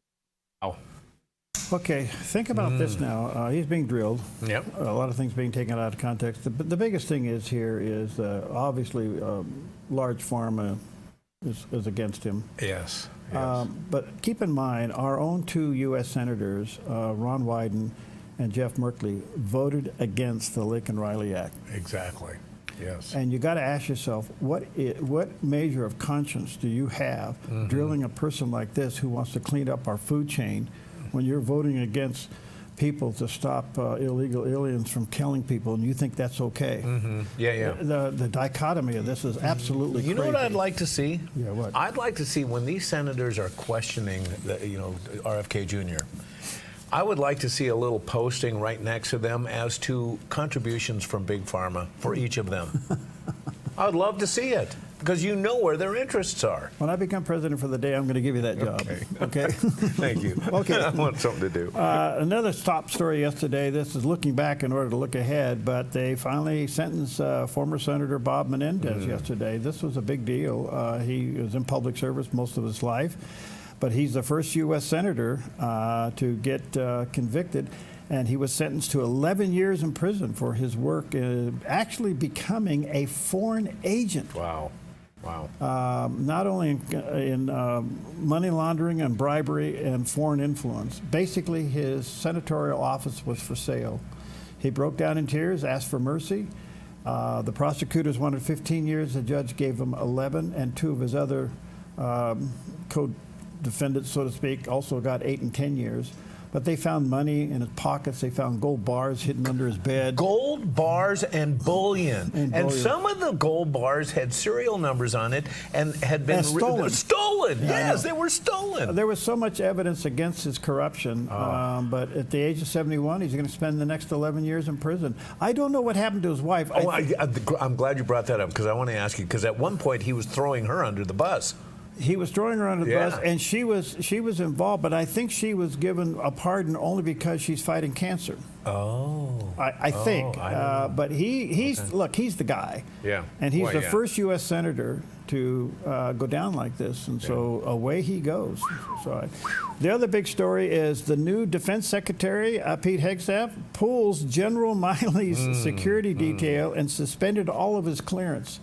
Now, this is the former Joint Chief of Staff to President Biden. He also was a leftover from President Trump. Yeah. And as you know, he hated Trump. Right, And right. How Trump appointed him, I don't know. But he just got stripped of all of his clearance, all of his security, and guess what else? What? Now they are looking at inside of the Defense Department, putting together an Inspector General committee to see whether or not they're going to pull his stripes. Oh, goodness. Can you imagine that, going from your military career all the way to 4-star general to become a Joint Chiefs of Staff and to be stripped? And you know what is so weird, Perry? I look at this guy and you wonder how he got so woke.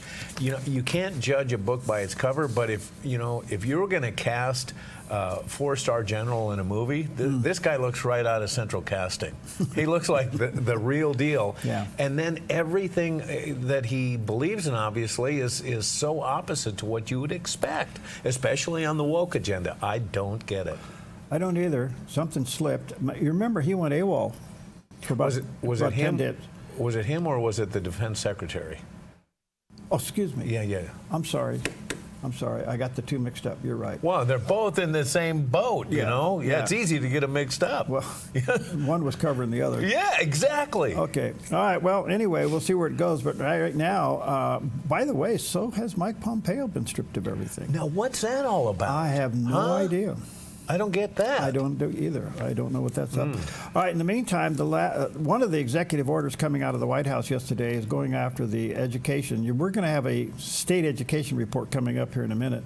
But President Trump signed an executive order ending racial indoctrination of K through 12, which would prohibit federal funding for schools that include gender, ideology, and critical race theory. So you're not going to get your federal dollars if you have this in the agenda. Now, here comes the conflict. Is that going to force state policies? Good question. So how many federal dollars come into the Oregon Right. Department of Education that filter their way down to a school if they're going to continue with critical race theory and indoctrination, not only to mention, anti-Semitism and everything else that's going on? And then are you going to have to deal with rogue elements like what we're seeing from like certain mayors who don't agree with Trump's agenda as far as dealing with illegal aliens? Will we see that inside the education community? I don't know where the lines are drawn. I think what's happening now, we're going to, the one thing that's being tested here is the 10th Amendment to the United States. And that's state rights versus federal oversight. Yeah. Boy, where are those lines? Yeah. I think when it comes to ICE and getting illegal bad people out, ICE preempts. Yeah. When it comes to education, we'll have to wait and see. I don't know how far down the chain that goes. I don't know. Anyway, those are a few of the top stories this morning. We'll keep you posted on what's going on there. And coming up next, we'll talk about the report. Did you ever flunk a class? Did I ever flunk a class? No. Are you lying? No. Okay. I had. Your mom's turning 90. Mom, did you ever flunk a class? We'll be right back.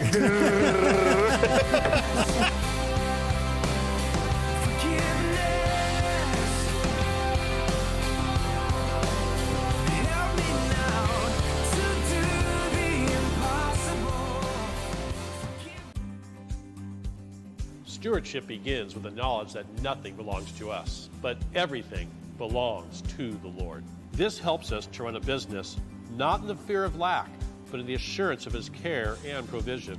Such a perspective eliminates the drive to sell and replaces it with a heart that says serve. This begins with serving our clients and coworkers with integrity and genuine care. That's why McKelly's is automotive service with a heart for God and treating others as we ourselves would want to be treated. Our promise is to never sell our clients anything we don't believe they need. Another is to do all we can to meet other needs, such as shuttle service and loaner cars, or taking the time to really listen, even at times praying with our customers.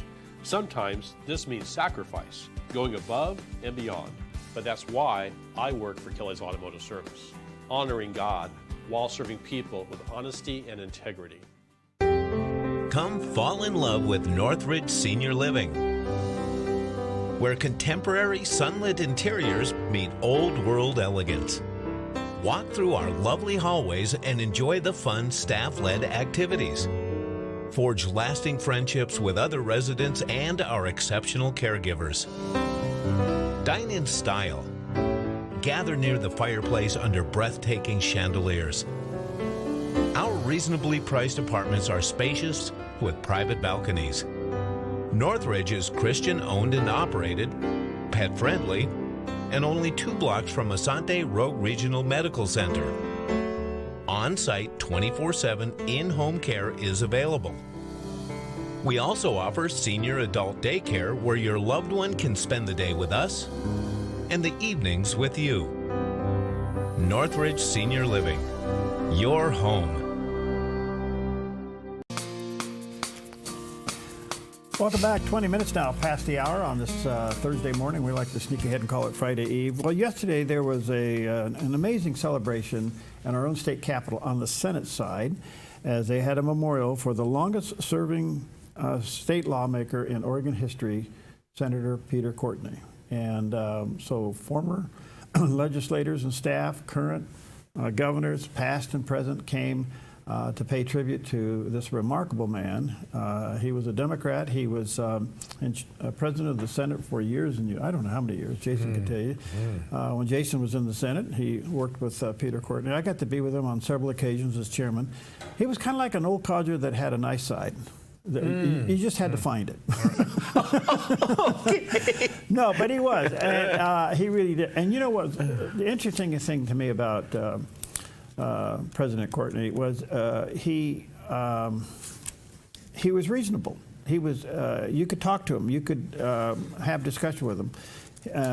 But anyway, the longest serving lawmaker in Oregon's history. He passed away in July, but they had his memorial service inside the Senate yesterday. So our thoughts and prayers to his family and thank him for really great service. You know, we didn't agree on everything, but you know, you could talk to him and you could work with him. He was a nice guy. All right, back to the Oregon report card on education.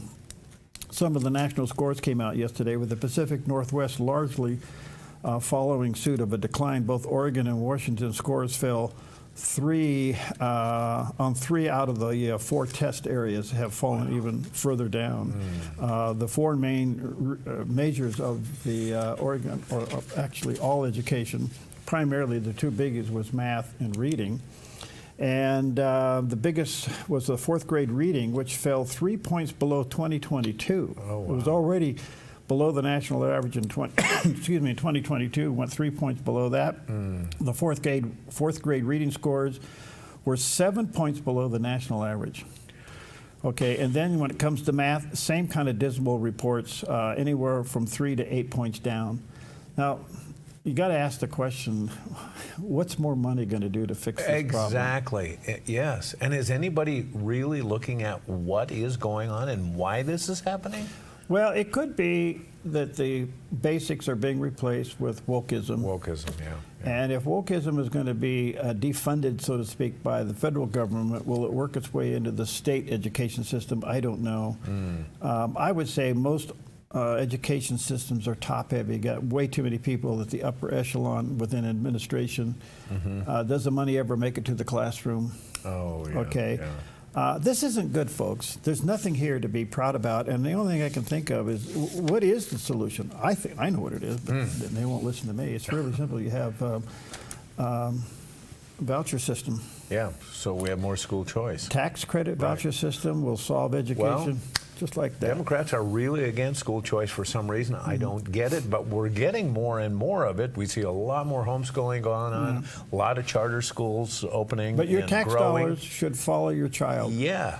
So if you're going to send your child to whatever school, charter school, private school, your tax dollars should follow that. Absolutely. Or at least the education portion of your tax dollars should follow that. And the trouble is, too, in the middle of all this are some very dedicated, very conscientious teachers and even folks in administration. So there are. It's look, tough. it's a tough thing because every time I talk about education, I get beat up for it. But the only thing I can say, there's good people in it.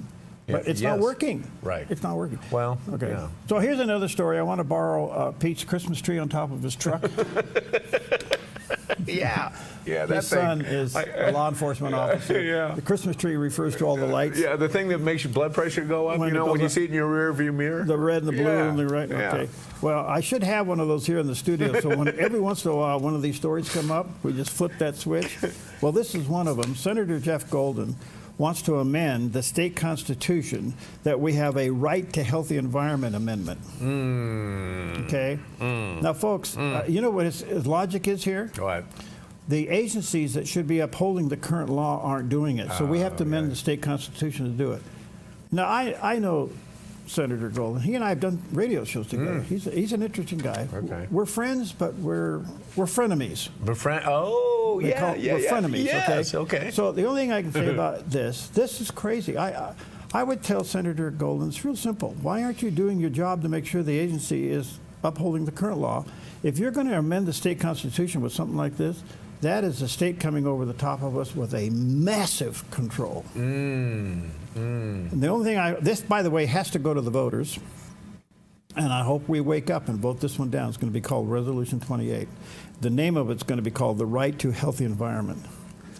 Well, first of all, we're doing great strides in cleaning up everything. And if the agencies aren't doing their job, why don't you manage it? That's what you're hired to do. Yeah, we have plenty of regulations on the books, right? You put this into play, they will add laws to it that will absolutely grind you to the floor. Yes. Okay. So my lights are flashing. Yes, turn the siren on too. Okay. I'm going to let them flash while we take a break. We'll be right back. Wait a minute, let's do stocks. Oh, are we doing stocks? Yeah, let's do stocks. Okay, I'll turn them off. Yeah, okay. I want to see. Okay. Well, speaking of lights flashing, Preston has them. Preston heads up Smart Lawn. All right, the Dow's back up 40, almost 41. Nas is up 9, and looks like the S&P's jumping up to 15. So a little green ink there this morning. I'm not sure what's driving it. We'll see. Look at this. Gold's up over 28. Wow. Silver's up over 32.5, and crude oil actually up, but down a little bit. That was at $78. It's $75.92 a barrel. Yeah, up but down. Okay. Yeah, drill, baby, drill. Come on, open up so that everybody pipeline. wants to know where everything's going to happen. Yeah. It's happening fast. Yeah. But we haven't seen it yet. That's right. You haven't seen lower gas prices yet. Bread's still high, meat's still high. It hasn't come down yet. Yeah. I would say that President Trump has got till about April. Yeah. If not, all this will turn and go the other way. Do you think that might even be rushing it? I don't know. Yeah? I'm just thinking out loud. I don't know. Okay, well, speaking of thinking out loud. I don't want my croissant. But you don't. I want croissant. Yeah, I agree with you. Okay, we're all talking about AI these days. And we're seeing these, well, of course, ChatGPT comes up right away. But now these Chinese players come into it. We were talking about DeepSeek. And now for the first time this morning, we're talking about Alibaba. God. Well, let me ask you this. Yeah. I saw an article about these guys that developed an app that monitors the stock market activity of our elected officials. And then, delivers that data to you if you use their app, that you can match the investments that our elected officials are doing. Is this AI as well? It could be. It's a form of it, don't you think? Because it's taking a big picture of all of the trades, and then it's condensing it all down to make it available to you, so you can do the same thing as Nancy Pelosi. What if it's lying to you? Oh, you mean AI would lie? Oh, golly. There's a lot I'll going tell you on what, here. you put your first couple of grand in there and let me know how it's going. Moving on, Riot Platform's head of public policy, Brian Morgenstern, joined Maria Bartiromo and discussed the Biden administration's approach to the AI industry, as well as the U.S. Navy banning the use of DeepSeek. You know, David Sachs has pointed out quite rightly, and I'm glad President Trump brought him in, that the Biden administration's instinct, like I said, was to regulate first and ask questions later. They put out this, 100-plus page executive order. They had meetings with Mark Andreessen, who reported out that their attitude was, we're going to control this market, not how can we help you accelerate to succeed and beat our adversaries. President Trump is taking the latter tack. He's saying, we have to win. What do you need from me? You'll get it. Because this is about how information is going to be consumed in the future. It's about how the economy is going to operate in the future. If the U.S. wants to lead, we have to unleash our private sector. So this complete shift in attitude and approach is exactly what we need right now. Actually, David Sachs, the new AI and crypto czar, pointed out there is a company called Perplexity. There are others that you can use where you can access the DeepSeek search functions without your data being transmitted to China. So I think people should look at that. With regard to the U.S. government's version of ChatGPT, it seems that it is a separate version, similar to the enterprise version they use, where it is secured separately, and so it'll be able to protect our nation's secrets. So I'm hopeful that's true. Obviously, a great American company, Microsoft, hopefully we can trust them a lot better than a Chinese company that appears to be fudging some numbers, although it may have created a useful product. But hopefully the U.S. will catch up fast, and we're going to. I guess what has me on tilt is that is this actually capitalism inside China? It seems to be, doesn't it? Yeah. How in the world does that work? Yeah, well, I think it works different than here because behind all of that the government. Is the government, right? Absolutely. So you got two companies competing inside China. Who's going to get the business? Yeah. So do you think President Trump's recent announcement of these three companies coming together with a $500 billion infrastructure for AI in the United States being done in Texas, of all places? Yeah. They strategically picked Texas. Yeah, I think so. But the point being is that now it's world competition. Who's going to be the model? Apparently so. And, it still all boils down to one thing. Who's doing the programming? Huh? So if you knew that Nancy Pelosi was going to buy some Tesla stock without Elon knowing it, because it was going to, she got inside information, they're going to announce a new car. Right. Would you buy it? If you got that off of, what is this thing called? DeepSeek? DeepSeek. Well, that's the Chinese version. I can't remember the name of the app that has this available. I don't know if I trust any of it, Perry. I don't know if I'd emulate anybody's trades. I can't do that. So is AI going to tell you where the fish are? Yeah. No, my depth finder does. We're going to take a croissant break. We'll be right back.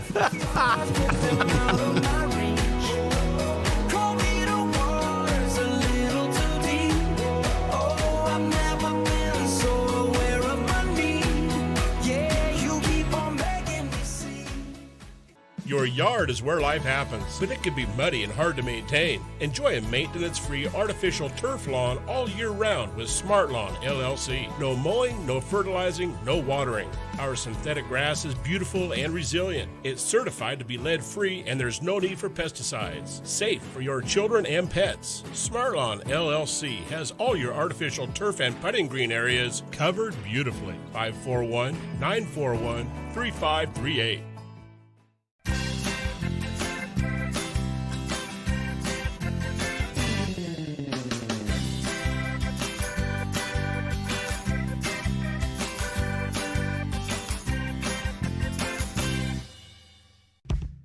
Your property demands equipment with more reliability, durability, and versatility built in.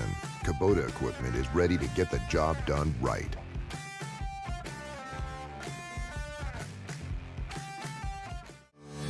The Bible is unchanging and timeless, and its words are relevant for every generation. Join Dr. Jeremiah on The Next Turning Point as he delivers the unchanging Word of God to an ever-changing world. With his sincere, straightforward teaching style, David Jeremiah provides a rich study of Scripture from which you can find spiritual strength, encouragement, and guidance for today's world. Join Dr. Jeremiah on The Next Turning Point. Wednesdays and weekends on the Dove TV. The Dove Radio is your 24-hour source for encouragement and information. There's something for everyone: teaching, news, and music. 3 unique stations in one. Solid Bible teaching from trusted pillars of the faith. Relevant news, information, and talk. Plus contemporary music with a message. Listen to the Dove Radio Network throughout Southern and Central Oregon, on the Dove app, and online at thedove.us. Encouraging and informative wherever you go. The Dove Radio. Okay, welcome back. 33 minutes past the hour, and we have a lot going on, not only in our nation with the mid-air collision in Washington, D.C., but in the Middle East. So let's check in with CBN News Watch and get caught up. This is CBN News Watch. We begin this Thursday in our nation's capital with a developing story where hundreds of rescuers have been searching the frigid waters of the Potomac River for any survivors of that mid-air collision between an American Airlines jet carrying 60 passengers and 4 crew members and an Army helicopter. Images showed boats around a partly submerged wing and what appeared to be the mangled wreckage of the plane's fuselage. Helicopters flew overhead with powerful searchlights scanning the murky waters where the temperature was just above freezing. CBN's Wendy Griffith has our report. The search continues for survivors after a commercial airliner collided with an Army Black Hawk helicopter mid-air while approaching Reagan National Airport Wednesday night. A live stream from an EarthCam web camera capturing the moment of impact, a fireball lighting up the sky. Both aircraft then crashing into the Potomac River, making rescue efforts difficult. The water that we're operating in is about 8 feet deep. There is wind, there is pieces of ice out there, so it's just dangerous and hard to work in. Authorities say the jet was inbound from Wichita, Kansas, and making its final approach to Reagan with 60 passengers and 4 crew members on board. Officials say 3 Army soldiers were on the Black Hawk. They are working diligently in very dark and cold conditions, cold water, to execute this rescue operation. Ari Schulman was driving home when he looked up and saw the plane falling from the sky. It was illuminated bright yellow underneath, and there was a spray of sparks on the underside of the plane, and I knew something was wrong. Emergency personnel rushing to the scene. Overnight, officials scrambling boats and divers in the darkness, hoping to pull any possible survivors out of the frigid water. The investigation now underway as officials try to determine what happened. The mayor of Wichita asking for prayer. We really want to ask each and every Wichitan, Kansan, and American to pray for everyone involved in this incident. The CEO of Reagan National Airport says they've been providing support to the families impacted. The airport will be closed until at least 11 a.m. this morning. Wendy Griffith, CBN News. I want to turn now to the Middle East. Hamas freed 8 more hostages today, including foreign workers abducted on October 7th. The hostages were given over to Israeli security forces, while President Trump's envoy to the Middle East has returned to the region. CBN Middle East correspondent Julie Stahl brings us the report from Jerusalem. This is the 3rd hostage release in 2 weeks as part of the Israel-Hamas ceasefire. Agam Berger, held by Hamas, was paraded on a stage in the Jabalia refugee camp. Her family celebrated her freedom by dancing with a Torah scroll and thanking God. Berger, the last female observation soldier to be released, was handed over to the Red Cross, transferred to the IDF, and finally reunited with her family. Arbel Yehud and 80-year-old Gadi Moses, who were kidnapped from their homes in kibbutz Nir Oz, were held by Islamic Jihad. The group released a video Thursday showing the two being reunited before being released. In a last-minute development, 5 Thai workers were also released. 10 foreign nationals working in farming communities were abducted on October 7th. 3 more Israeli hostages, as yet unnamed, are due to be set free on Saturday. The three-part deal should lead to Hamas releasing all the remaining hostages, but it also forces Israel to free hundreds of Palestinian prisoners who've committed acts of terror and murdered Jews. Jerusalem Post columnist Gil Troy told CBN News, even if the deal is worrying, Israel made a lot of gains in Gaza and Lebanon since this deal was first proposed last May. Since May, we've seen Hezbollah humiliated, Iran weakened. We've seen Hamas further degraded. And so even though Hamas is celebrating, they're celebrating in ruins. Even though Hamas is celebrating, they've lost over 20,000 of their top terrorists. Israeli Prime Minister Benjamin Netanyahu met again with President Trump's Mideast envoy Steve Witkoff. Netanyahu is set to be the first foreign leader to meet with the new president in Washington next week.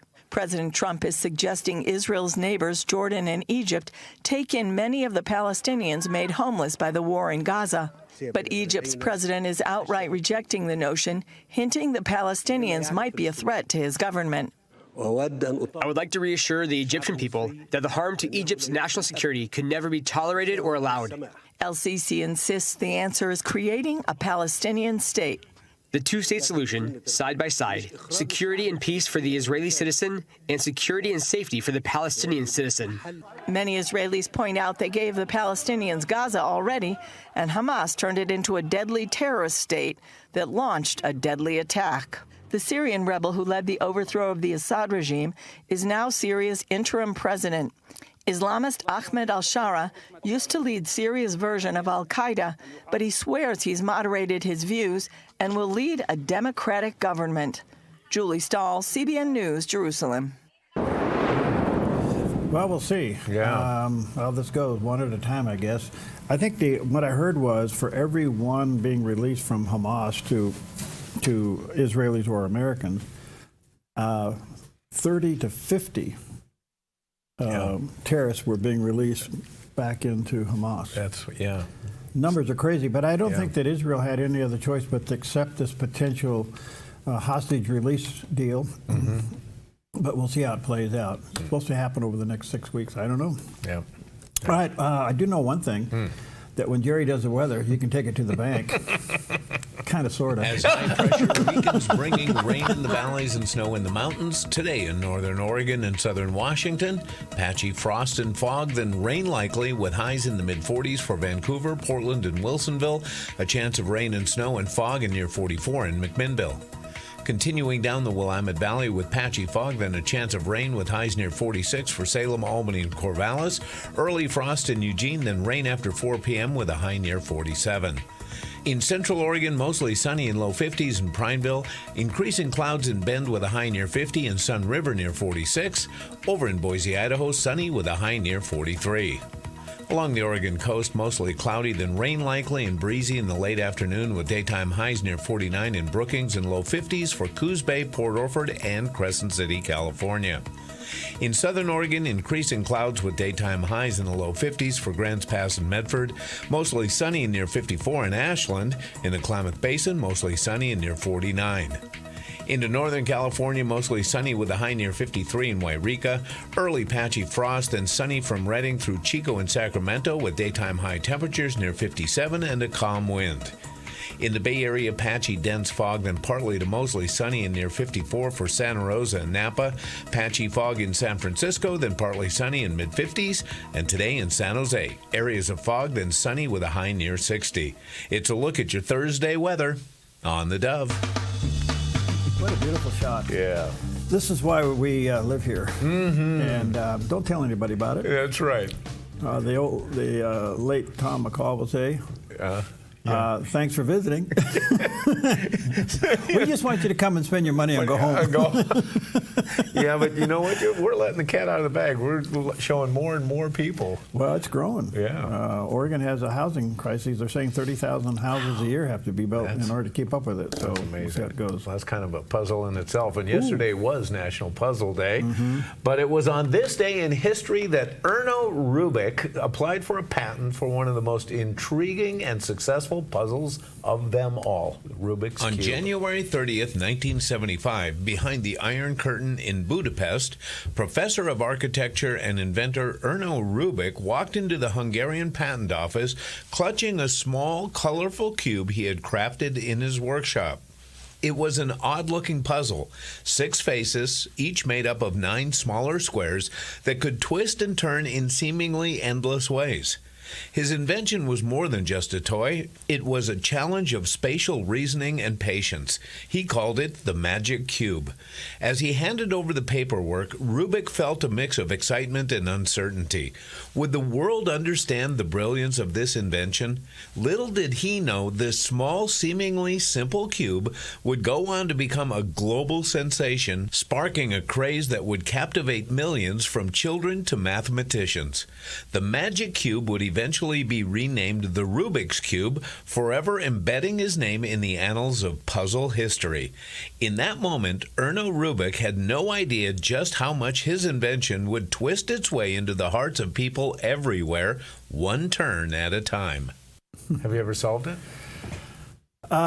Yeah, but it took, I think I just finished my first one that I started in 7th grade. Okay, you have more patience than me. You ever taken a hammer to one?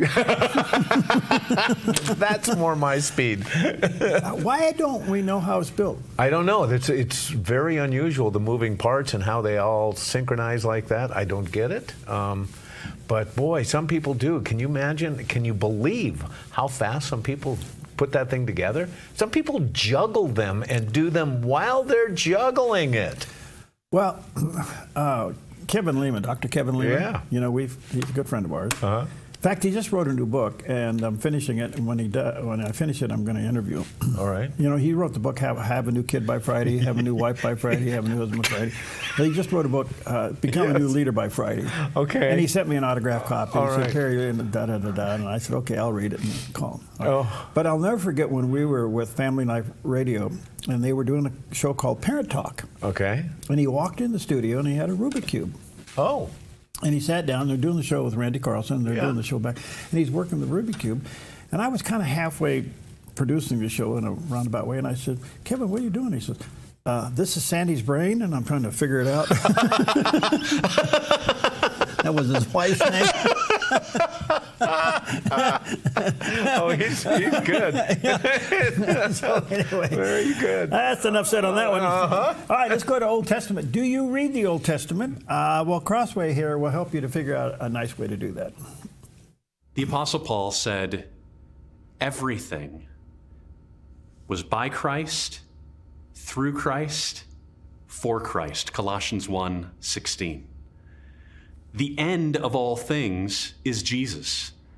The Father has established all of the history of salvation to culminate in the person of Christ.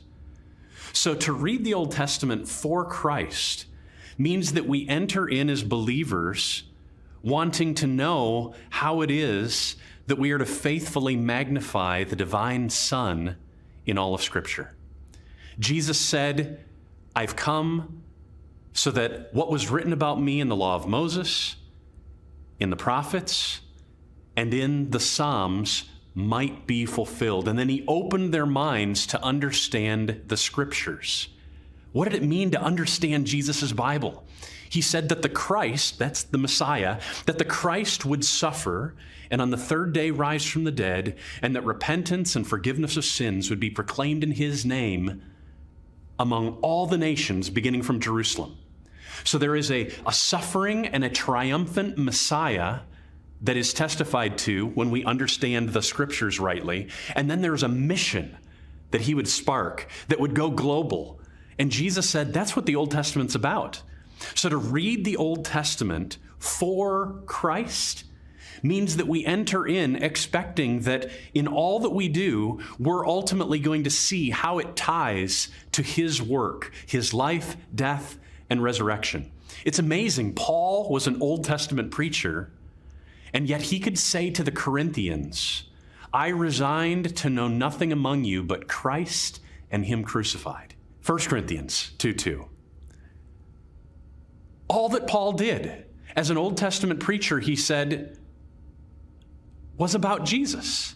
What does that mean? Because when he's talking to the Corinthians, this book is filled with all kinds of topics: spiritual gifts, legal matters, sexual immorality.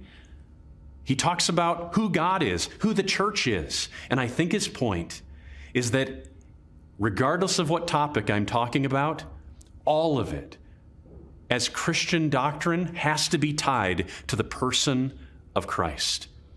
So that would be my goal. As an interpreter, whether I'm doing my devotions or reading for a women's Bible study, and I have done both of those, right?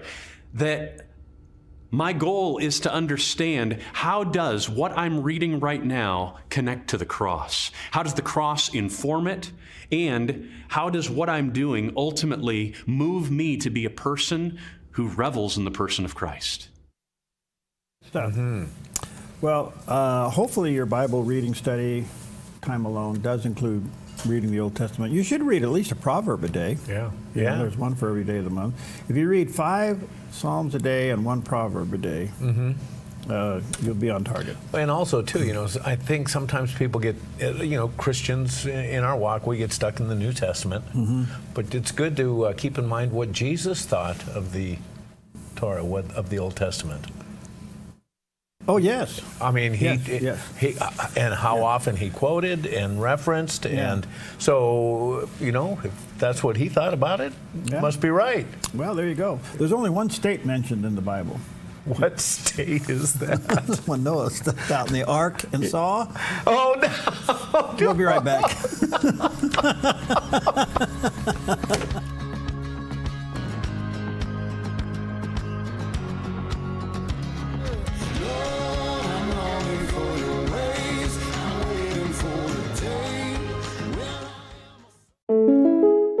Owning a small business is kind of a big deal. State Farm agent Rory Wold can help you find the right coverage at the right price. Now's the right time to call Rory for a quote.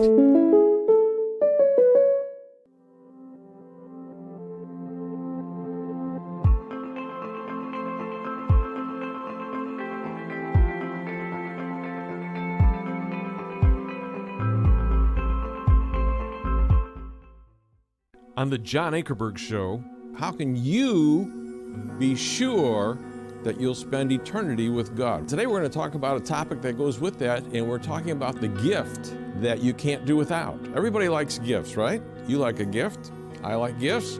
But God says He's given away a gift that you can't do without. Join me for the John Ankerberg Show weekdays at 4 o'clock right here on the Dove TV. It'll be encouraging and informative. Mornings on the Dove is unlike anything you'll experience. Not only will we fulfill our goal to bring you encouragement, but we'll also fulfill our goal in bringing you information that you need. I think the biggest thing that we are hoping to accomplish in the morning show and bring to the viewers is hope. As we look at the events that are swirling around us, seemingly at times that are way beyond our control, we look to the hope that we have in Jesus Christ and what He has given for us. We select the top stories. We try to make you informed so you're a good citizen to start your day, but most of all to give you the encouragement so that you can have a good day and a happy day. We seem to have a lot of fun on camera because we are having a lot of fun on camera. We have a great rapport. We go back and forth. Perry's like one of the funniest guys I've ever seen. Wake up to hope. Watch Mornings on the Dove. Weekdays only on the Dove TV. All right, 9 minutes before the hour. Yesterday I had Ruthie Bloom. She is the senior editor to the Jerusalem News Syndicate, and we've had her on. She used to be in the Prime Minister Benjamin Netanyahu's office, worked there. So she's really quite informed. And I did ask her, with all the things going on and over there, if Iran was ever neutralized, is that the game changer? And here's what she had to say. That would open up so many possibilities. You see, Hamas, like Hezbollah in Lebanon, like the Houthis in Yemen, the militias in Iraq, all of these are Iranian proxies. So that's, first of all, Iran really is the culprit here. So if Iran were to be starved of its funding and its nuclear facilities were destroyed, and if its ayatollahs were assassinated, as Israel assassinated many of the Hezbollah leaders, it would completely incapacitate the regime in Iran. It would free the Iranian people from the bondage of the Ayatollah-led regime. Iranians traditionally were very friendly with Israel and with the West. The Shah of Iran really liked the West. So we would return to better days, but also then Iran would not be able to fund its proxies all over the world. And that would change the whole situation in the Middle East. It would also, alongside this, Saudi Arabia, that is also an enemy of Iran, Saudi Arabia would also speed up the path to normalization between Saudi Arabia and Israel, and a greater alliance between Saudi Arabia and the United States. But I do know that Saudi Arabia gave its tacit approval to the Gulf states that signed the Abraham Accords. But it was waiting, as they did, to make sure that the strong horse in the world against the Iranian threat was, first of all, the United States, and second of all, Israel. And when Trump was in office during his first term, and Israel went to, before Trump entered office, Israeli Prime Minister Benjamin Netanyahu addressed a joint session of Congress when Obama was still president, and he urged Congress not to sign the nuclear deal with Iran. It went ahead anyway. But during that speech, the Gulf states were so impressed that the Israeli prime minister stood up to the president of the United States that it saw Israel as a strong horse. Then when Trump took office and ripped up the nuclear deal, that showed that America is the greatest superpower in the world and Israel is its ally. And Saudi Arabia was moving close to making a deal. And then the October 7th massacre happened. And then Saudi Arabia was sitting on the sidelines watching to see, because if Israel is defeated or America didn't stand by a victory over Iran's proxies, I think it would damage the Abraham Accords, and certainly Saudi Arabia wouldn't be interested in having any part of it. That was a great interview. She is really sharp. Yeah, you can see that at theDove.us. Oh, man. Okay, right. Much lighter note, but still a lot of tension here. Slack line walking, I'll get it out, was literally taken to a new height, a world record, and this is what it looked like. A pair of German daredevils took a walk across a slack line suspended between two hot air balloons and earned a world record for their strolls. Freddie Kuhn and Lucas Ermler took to the skies over Riedering and walked across a slack line 8,202 feet over the ground, breaking the Guinness World Record for the highest slack line walk in the process. They broke the previous record of 6,236 feet, which was set in 2021. Ermler, who took the first walk, said, "The main attempt of breaking the world record was pretty difficult for me. The pressure was really high, it was a great relief of pressure, and it was a glorious moment." Kuhn then followed in his friend's high-altitude footsteps. After watching his friend fall twice on his first attempt, he said, "Watching Lucas struggle on the slack line was also very intimidating for me." He added, "Not only did the balloons spin the entire time, they also went up and down. At one point, we were walking kind of downhill, the next minute, uphill. The tension of the line was going up and down." Kuhn celebrated the successful record attempt by parachuting off the slack line. Spring is around the corner and summer is on its way. With fire danger biting at its heels, flammable blackberries and underbrush will grow like gangbusters and sprout fire danger in no time. A wise property owner knows the best time to take care of fire danger is to extinguish it before it gets started. GMV Forestry, LLC can help you protect your property with adequate fire brush clearing, to fireproof a zone around your precious property. With over 35 years' experience, GMV Forestry LLC has the knowledge, experience, and all the equipment you need to get the job done right, offering a wide variety of services like mulching, field mowing, snow removal, driveway clearing, ditch cleaning, gravel delivery and spreading, driveway sweeping, logging, and more. GMV Forestry LLC does it all, and they do it right. GMV Forestry LLC, the team you can trust. 541-660-6445. 541-660-6445.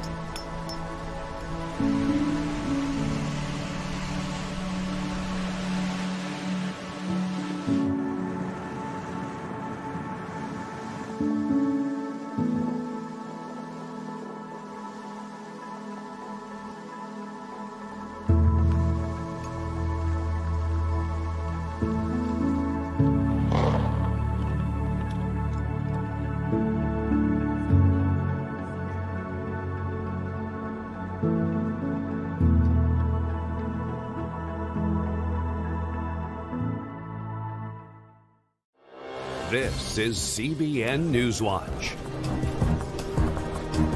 Watch breaking news, exclusive stories and programs, credible news reporting. We show you what's happening in the world and how you can pray about it. This is CBN Newswatch, because truth matters. CBN Newswatch, weekdays at noon on the Dove TV.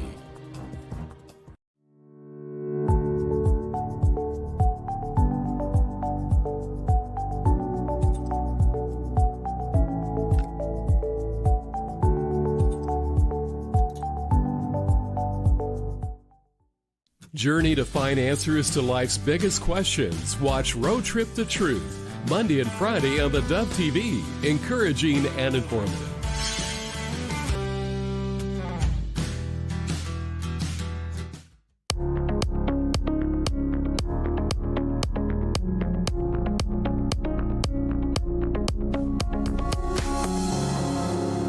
Well, welcome to Focus Today. I'm your host, Perry Atkinson, and I am so honored when we have a chance to sit down with my good friend, David Kapelian. David is the managing editor of WorldNet Daily, a great resource, and you should go there daily.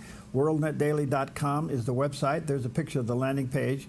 Really a frontline news operation that to keep you informed of all the latest things going on. He's also authored many books, The Marketing of Evil, How Evil Works, and then The Snapping of the American Mind, just to mention a few. You can go to go to WorldNet Daily, WND.com, and check out all of the things there, including his books. David, good to see you, buddy. How are you? I am good, Perry, because God is good. That's always my answer. Last time you were here, it was pre-election, and we were, all ratched up. Now it's post-election, and he won. What's your take?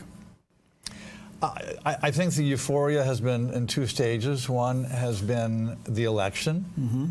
We were saved from, we talked about it. It was unthinkable what America was looking at, with Kamala Harris and all that. So the election, everybody was euphoric over that. And then we had Inauguration Day. Mm-hmm. And I have to say that Trump, all his rallies, would say, we're going to change this and we're going to do that. We're going to do it very quickly. And that could just have been like, Trump talk, like, you're going to be tired of winning, you're going to win so much, we're going to do it very quickly. Okay, but he really meant it. From Election Day to Inauguration Day, there's, 2.5 months or something? And he's down at Mar-a-Lago putting his team together, putting the program together, queuing up all of these executive orders and everything else they're going to do. So when Inauguration Day comes, it's great speech, all the balls, and then bam, it's like rapid fire blitzkrieg of, I think he signed 40 or some executive orders on the first day, but everything else all the people, the programs. So he wasn't joking when he said very quickly. Yeah. So here we are. It's happening faster than, quite frankly, the news can cover it in some ways. And it is all good. But I think we need to understand executive orders or reversal of a lot of things that President Biden did. They only last of the term of the president. They can be overturned. But do you think he's thinking that a lot of these executive orders will morph into policies, which morphs into precedents, and they stay in place? Oh, absolutely, because I think the public, including probably some Democrats, are behind him with some of these things, like the Lake and Riley Act that was actually a law that was signed yesterday. But the executive orders where he's saying, nah, I don't think we want to be cutting healthy body parts off of our children anymore. And so he's got some things that are, eliminating, federal funding, but that going further to actually prohibit that because it's evil. Yes, it okay. is. And I think most Americans agree with that. Right. They are intimidated. They're afraid by the woke culture. Oh, you're anti-trans or anti-whatever. But I think a good part of the things that he's doing, we're going to have broad appeal, and therefore they can turn into policies or into law or whatever needs to come next. Okay, where do you think this has left us spiritually? I think, Perry, and I realize that's a big question, David, because you and I have talked about all the problems and the weaknesses of the church up to this moment, but it appears to me that God has given us another chance. Do you think we see this, or do we still showcase this in politics? You have to be very dense to not see this as God's hand. I wrote an article last week about this, and I ended up quoting up Eric Metaxas, who's the Christian broadcaster and author of a lot of big books and stuff. And I think he had the 2 attempted assassinations of Trump in mind when he said this. But he said, and I'm paraphrasing, but he said, Trump should be dead and America should be dead. But it's only because of the love of a great and merciful God that we are here now. And he is alive, and he won the election, and we have a chance to wax poetic, to start the world all over again. Okay? I think a lot of people look at this and they feel like it's a dream almost, okay? Because again, you and I were in the news business. I'm paid to be immersed in all the nasty stuff that's going on. That's really a lot of what, a mother reads her child bedtime stories, that's not news. If she kills her children, that's news. It's all the dark stuff that becomes news. So seeing what was happening with Kamala Harris and Tim Walz, who in many ways is even worse, okay, if you know anything about him, these are like 2 of the worst people ever. Okay, and they're going to become president and vice president. Thinking like the way I do in projecting forward, the kind of evil and crime and, quote, mental illness and people just imploding that would have happened in America had they been in charge. The kind of mentality people have when you have mass shooters. They say, I am sick of this, and I'm going out. I'm going to kill myself. I'm going out with a bang. I'm taking a lot of people with me. That is exactly how a lot of the mass shooters think. They have little manifestos and stuff. And I say you would have seen a whole lot more of that, if you had these people as president, vice president. So we were spared that. Okay, so the spiritual state of Americans, I would say a lot of people are just like you and me, and probably most of the people listening, are incredibly grateful to a great and merciful God that he allowed Trump and Vance to be elected, to not be assassinated, first of all, and to be elected and to take over and to do all these amazing things, pretty much all of which I think a majority of Americans who voted for him, okay, they agree with. So we are blessed. Okay, so given the fact that the numbers ended up being the margins ended up being bigger than anybody anticipated, He's the first Republican to win the popular vote in addition to the electoral vote, both in substantial amounts. The point being is it appeared that in spite of the montage of the left media and the left in general, something was brewing in the soul of America that said, no, we don't want this.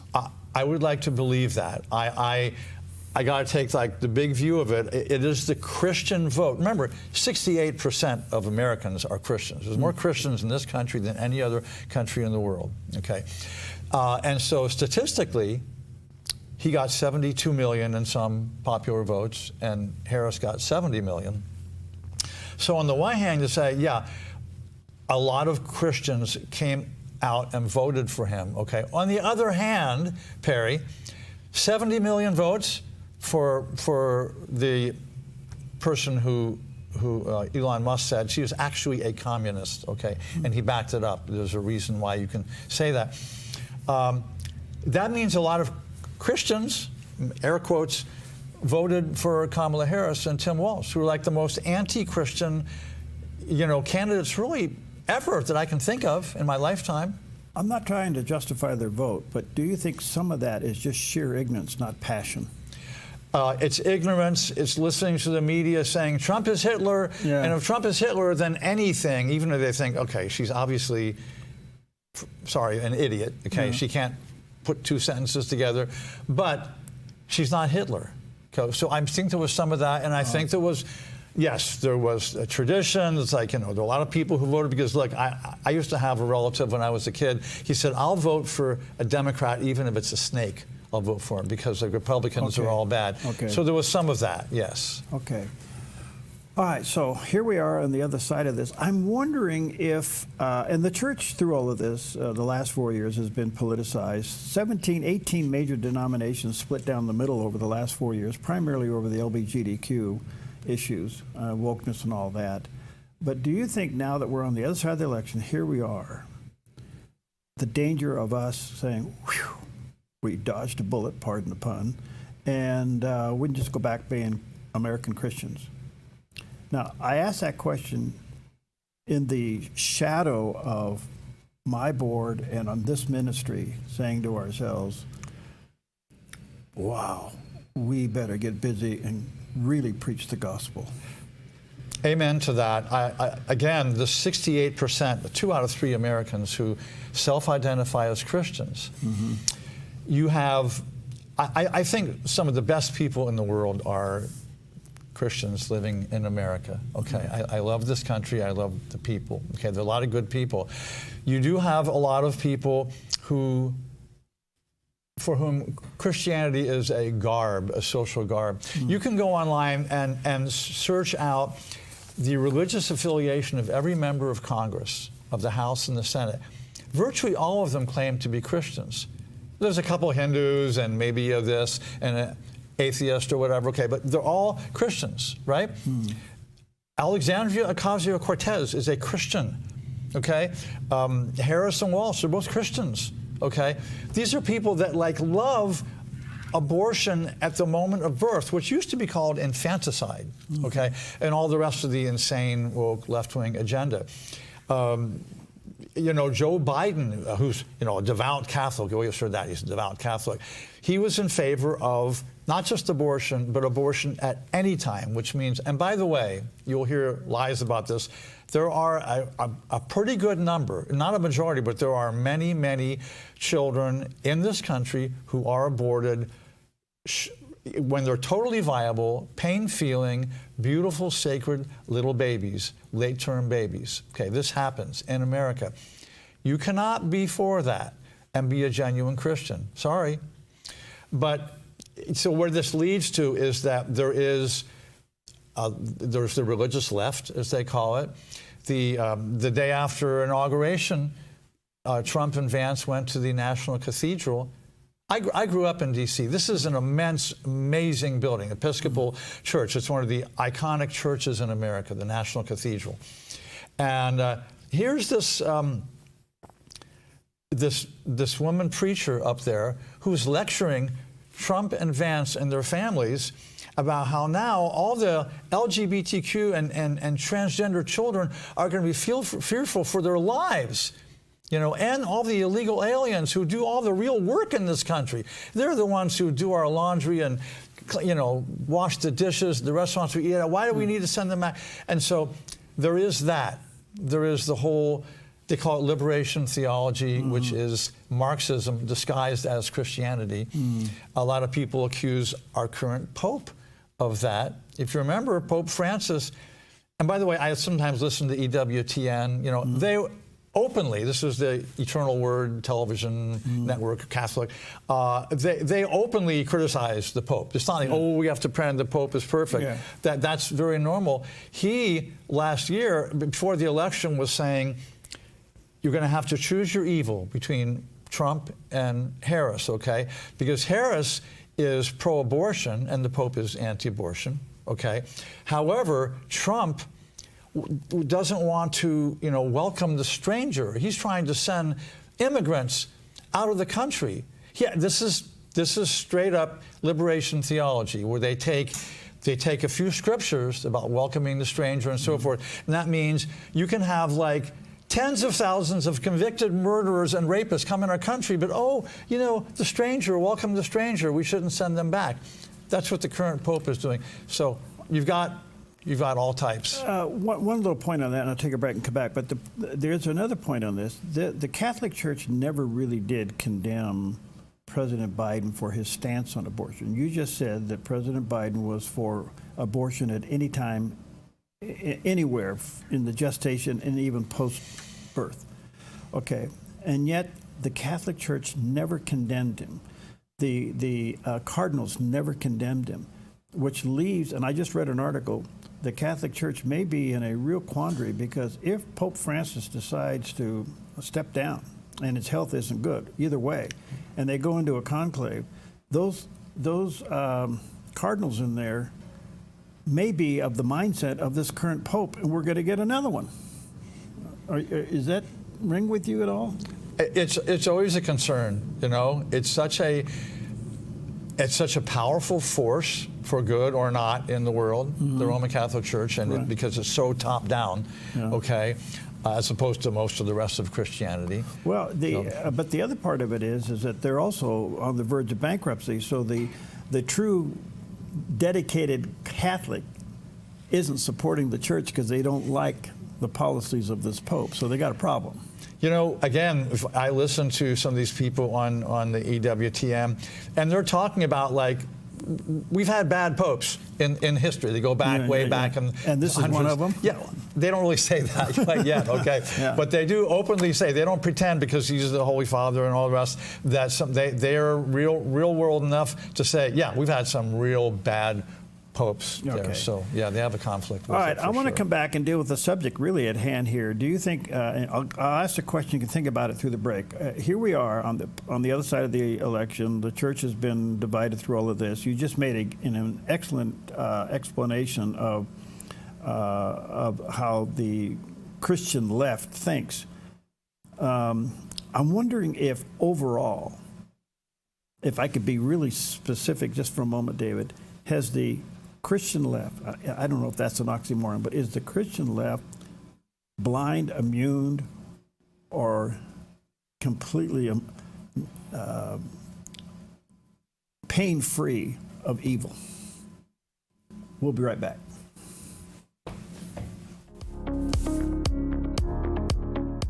Worried that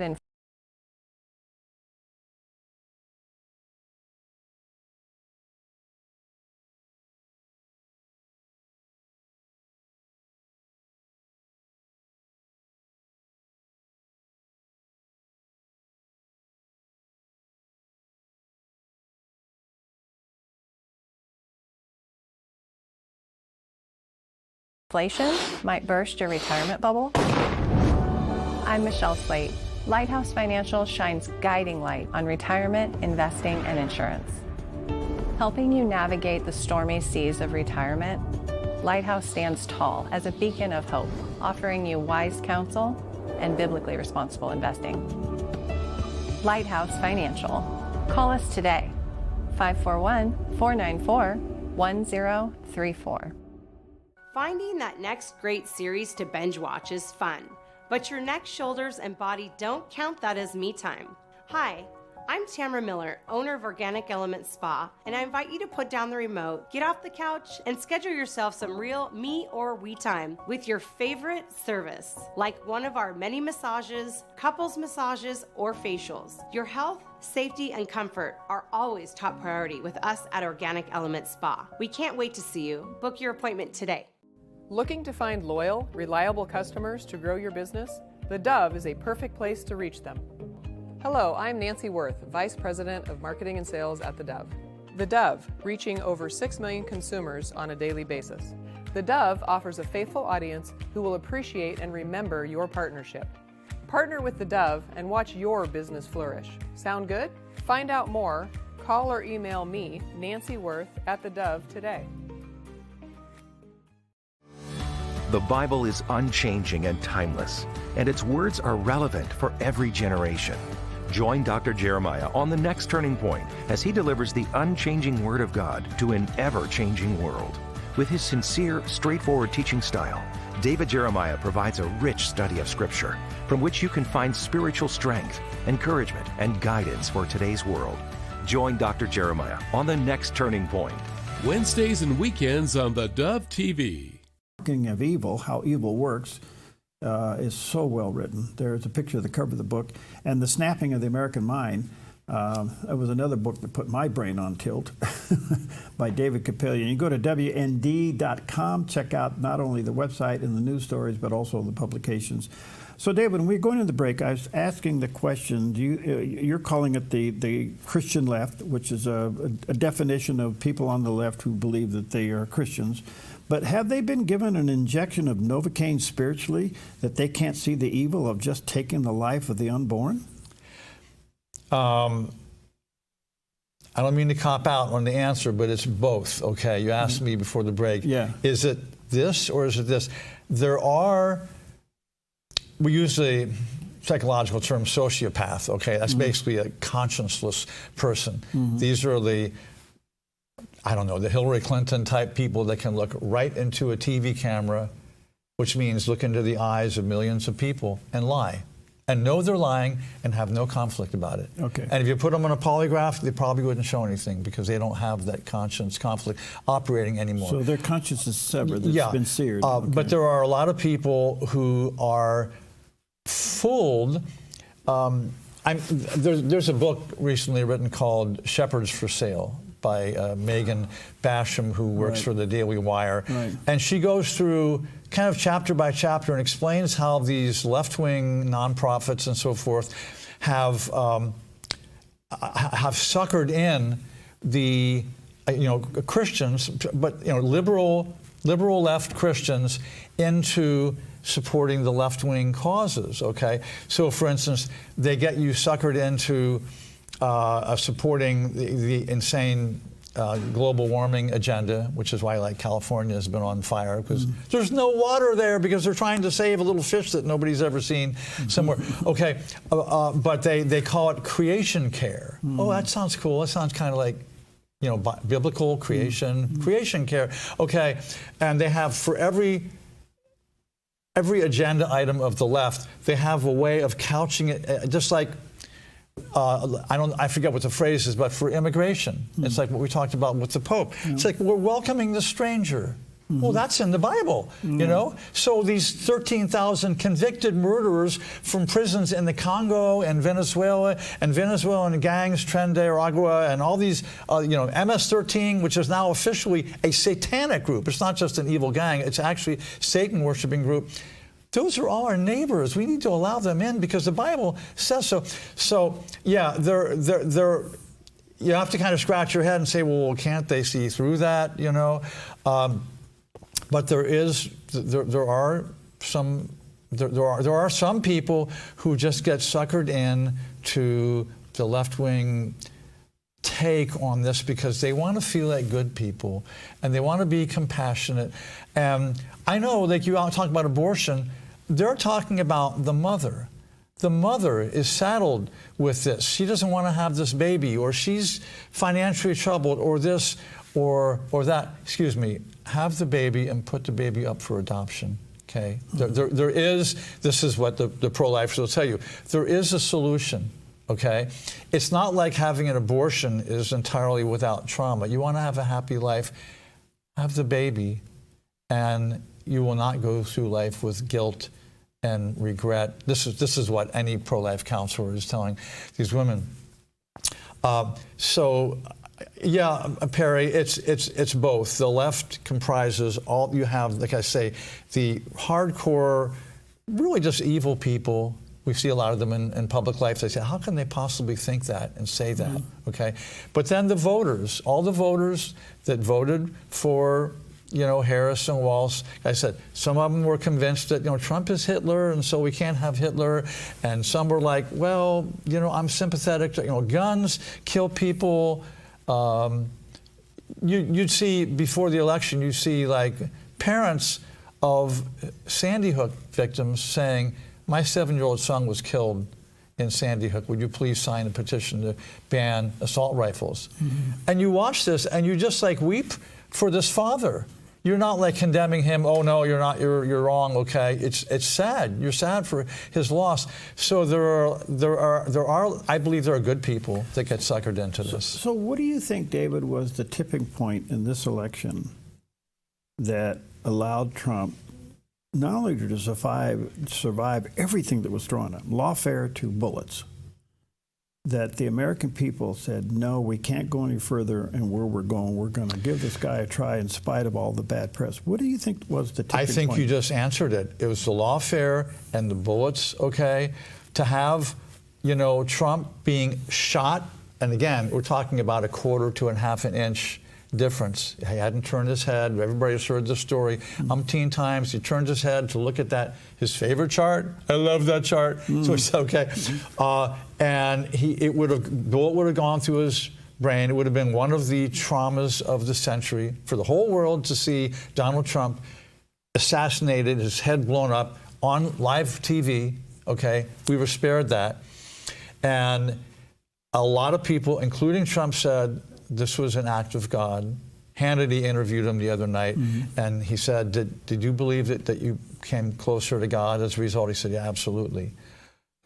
So a lot of people saw that. They saw the wickedness on the other side, and they frankly saw the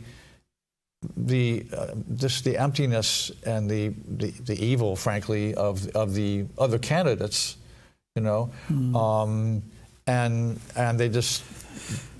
And I believe overshadowing it all really was an act of God. I really totally believe in my heart that a merciful God said, I'm going to give you a reprieve, a chance you don't even deserve, okay? But I'm going to do this incredible miracle and give you there's a history of that, God's mercy for people that didn't deserve it. It's called the trip between Egypt and the Promised Land. Yeah. Let me ask you a couple quick questions. The left press is falling apart at rates and speeds that unlike anything we've seen. There was an article out the other day that, as you know, in broadcast we look at average quarter hours and stuff like that, that CNN couldn't even pull 500,000, which is an amazing thing. Where do you think the press has gone? Well, yeah, they're totally in shock and disarray. They don't know what to do. And I don't know where they're going, but I believe this is part of the reason for the quickness. We're going to do this, and we're going to do it very quick. Yeah. So it's not just, we're going to make America great again, we're going to do it quickly. That's great, just in and of itself, if there was nothing else. But I think Trump knows that time is short, not just politically, where you have 2 years before the midterm elections, where you could lose the House and the Senate, because a third of the Senate is up. You could lose that. But also, on a more spiritual note, time is short because things happen. I mean, look at this horrible crash, today. That's totally unrelated. That's just a tragedy that happens, okay? But it's awful things happen, okay? And evil has not disappeared from the earth or from this country. And they are going to, they lost a big battle, but the war is still ongoing, okay? And they don't we don't really know how or when they're going to come back, but they are going to try and regroup. Yeah. And that was my next question before we run out of time. I don't know if the DNC is mortally wounded, but they have really got their legs kicked out from underneath them. Who's leading it? Who's the charge? Who's the banner person? Who's the face of the DNC? It seems to be totally blown up. Yeah, I don't even care at this point. You know, they are in shock. They know that they were completely rejected by the American public. There's no talk otherwise of that. He won all 7 battleground states and the popular vote and all that. So nobody is saying, oh, but he did this and he election fraud. So they know they're rejected. So they have to kind of go away for a while and then come back. So do you have anybody that's rising? I mean, you think Newsom's done? Governor Newsom? We can hope. Okay. I don't know. He's one of the few people that's like... He's got California wrapped around him. He seems kind of indestructible because no matter what he does, he's destroyed this most wonderful state. When you and I were kids, California was like the coolest place to be, and he's destroyed it, you know. And now the icing on the cake is like the state's burning down. Well, we don't have any water for fighting fires because of what. But he just seems—he's one of those sociopaths that seems kind of indestructible, not conflicted over all the horrible things he does. Thank you for your time. Thanks. Good to see you. You bet, Perry. Let me say to our viewers and listeners, go to WND.com. There's a picture of the landing page, WorldNet Daily. They've been around a long time. They do a great job. And you can go to WND.com and then go to the books section. You can get David's books. I think you'll find The Marketing of Evil and How Evil Works. This is an amazing research. By the way, that book's probably more relevant today than it is when he wrote it. And then the other one that kind of caught my attention is called The Snapping of the American Mind.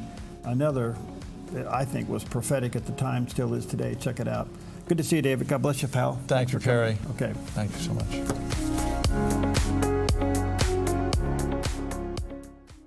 Hi, Dad, father and son jewelry. Looking for engagement rings? Ovals, round, pear shapes, and more. All a third off at Father and Son Jewelry. And let's not forget about our fellas. With Lashbrook, you can have it your way. From plain bands, precious or alternative, thick or thin, we can add stones, engravings, and inlays. Lashbrook can do it all. Father and Son Jewelry. Your family jeweler since 1958. Visit Father and Son Jewelry, 5 generations of family in Medford. Come fall in love with Northridge Senior Living, where contemporary sunlit interiors meet old world elegance. Walk through our lovely hallways and enjoy the fun staff-led activities. Forge lasting friendships with other residents and our exceptional caregivers. Dine in style. Gather near the fireplace under breathtaking chandeliers. Our reasonably priced apartments are spacious with private balconies. Northridge is Christian-owned and operated, pet-friendly, and only 2 blocks from Asante Rogue Regional Medical Center. On-site 24/7 in-home care is available. We also offer senior adult daycare where your loved one can spend the day with us and the evenings with you. Northridge Senior Living, your home. Junior achievement is where dreams take flight. We are helping students connect what they learn in school to future work and career success. However, we can't do it alone. Find out how you can help. If you enjoy the Dove, help spread the word. Tell someone who needs the love of Jesus about the Dove TV. If they can't receive a signal, the Dove streams worldwide on Roku and Apple TV, plus online at thedove.us. Spread the word.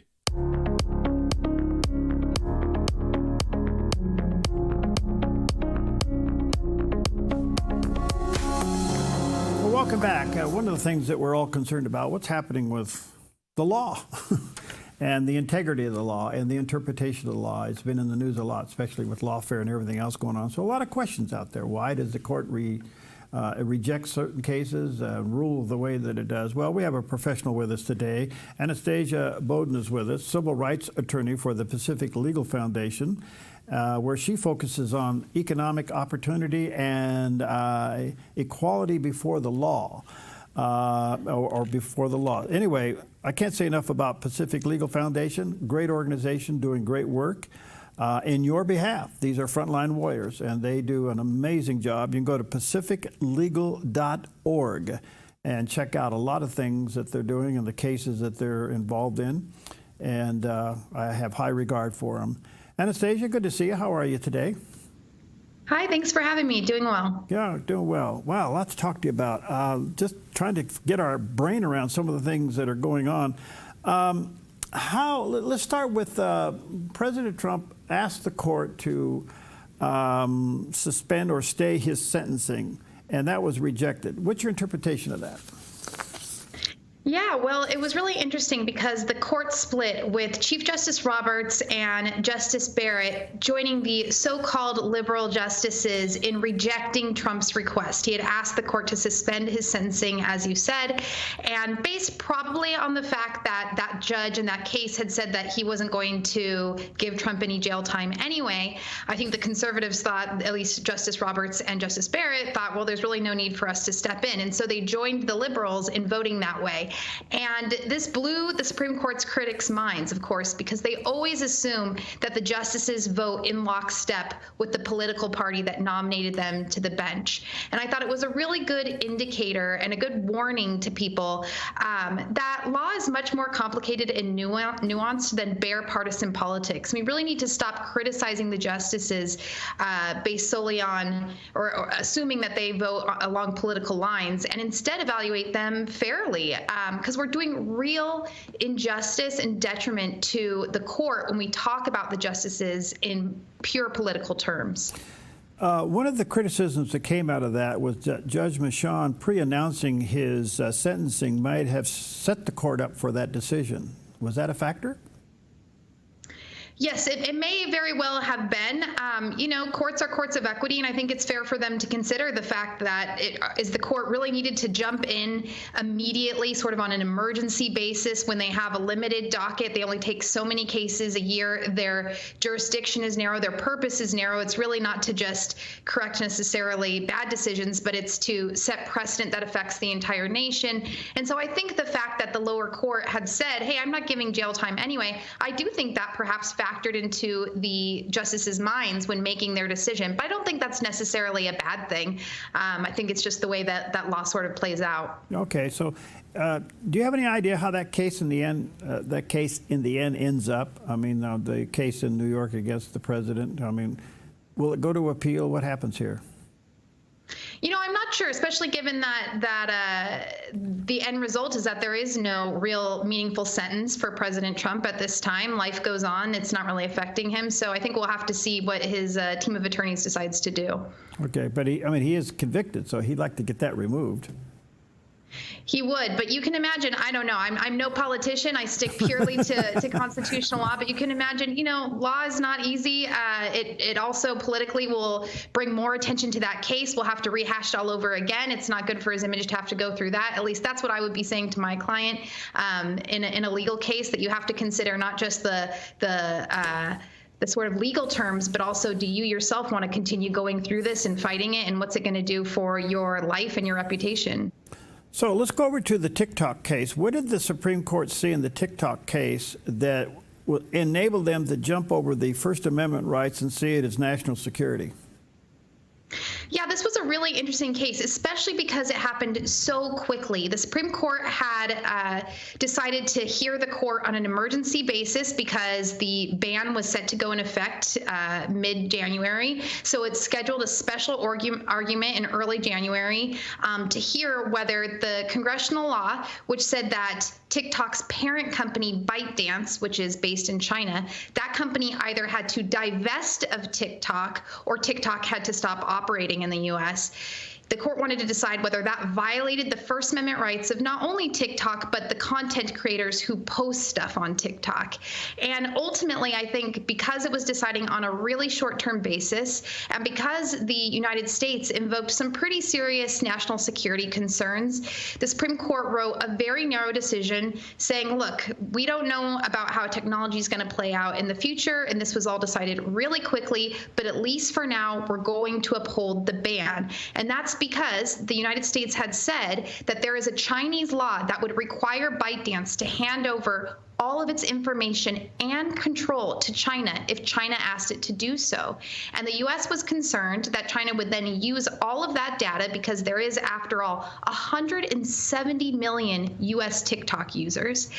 And China would use that data to recruit spies to access the location of sensitive people or things related to national security. It could blackmail people. There's all sorts of uses that China could have with that information. And the court said, that's probably good enough. We're not going to stop this law. It did caution the government not to take its decision as a blank check that would now allow the government to go banning companies right and left, or to expand this social media law. But ultimately, it did let this law go, as I said, in a very narrow opinion that rejected some of the other of the government's arguments that were more related to censoring speech. It said, hey, we're not going to let you censor speech necessarily, but we will allow you to regulate the control of ByteDance, since that implicates the national security concerns. So in the end, because all social media harvests information, but TikTok's harvest of information then became the property of China, which is a foreign agent at that point, which would be harmful to the United States. Is that kind of the bottom line? That is essentially TikTok and some of the content creators had said in this case exactly what you're saying. Hey, a lot of social media companies, and not even social media companies, all companies, I mean, online shopping companies, they all harvest your data. And so it's not really fair for you to single out TikTok. And in fact, it undermines the government's argument that this is all about national security if they're not going to target other companies, and Chinese companies, in fact, that harvest your data.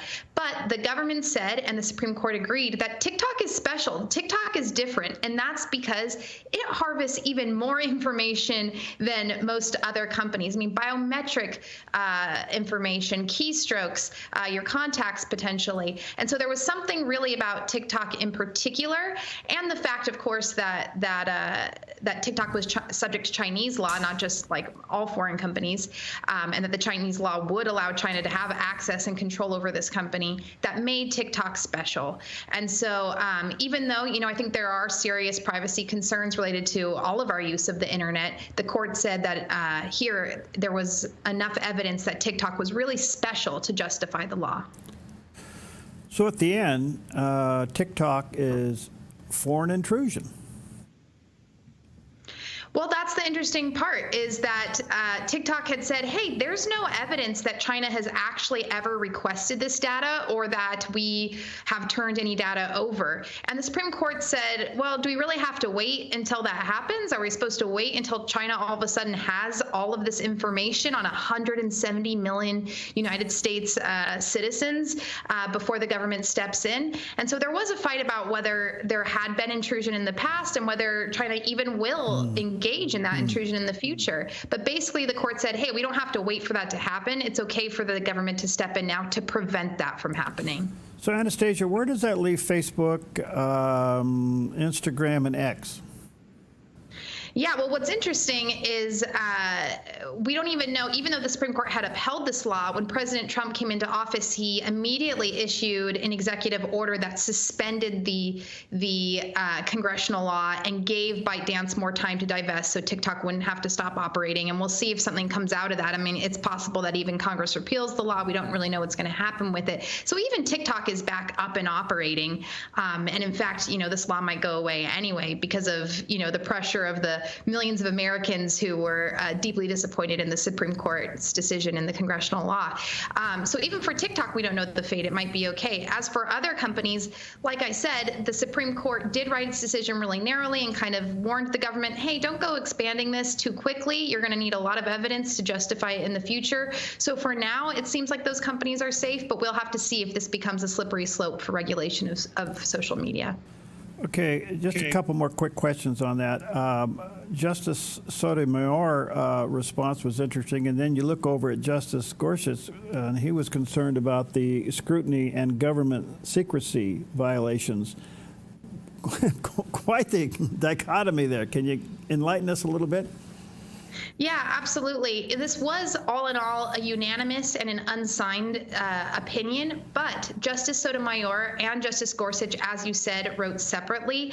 That's because Justice Sotomayor wanted to underline the fact that she thought there were serious First Amendment concerns here. She did, of course, think that the government overcame them, but in the Supreme Court's decision, they had said, hey, this really isn't about censoring speech. It's about control of companies that are operating in the U.S. And Justice Sotomayor said, come on, that's not what's really going on. This is obviously a First Amendment concern. And so I don't want, the court to step around that or ignore that. So that was her concern. Justice Gorsuch wrote separately to say, because as I said, it was a very quick decision, a very short decision. And he sort of elaborated on the rest of it. And he said, I'm really glad the court here ignored some of the government's other justifications for the law. It basically just ignored them altogether. The government had come into court saying, we're also concerned China's going to use TikTok for propaganda purposes.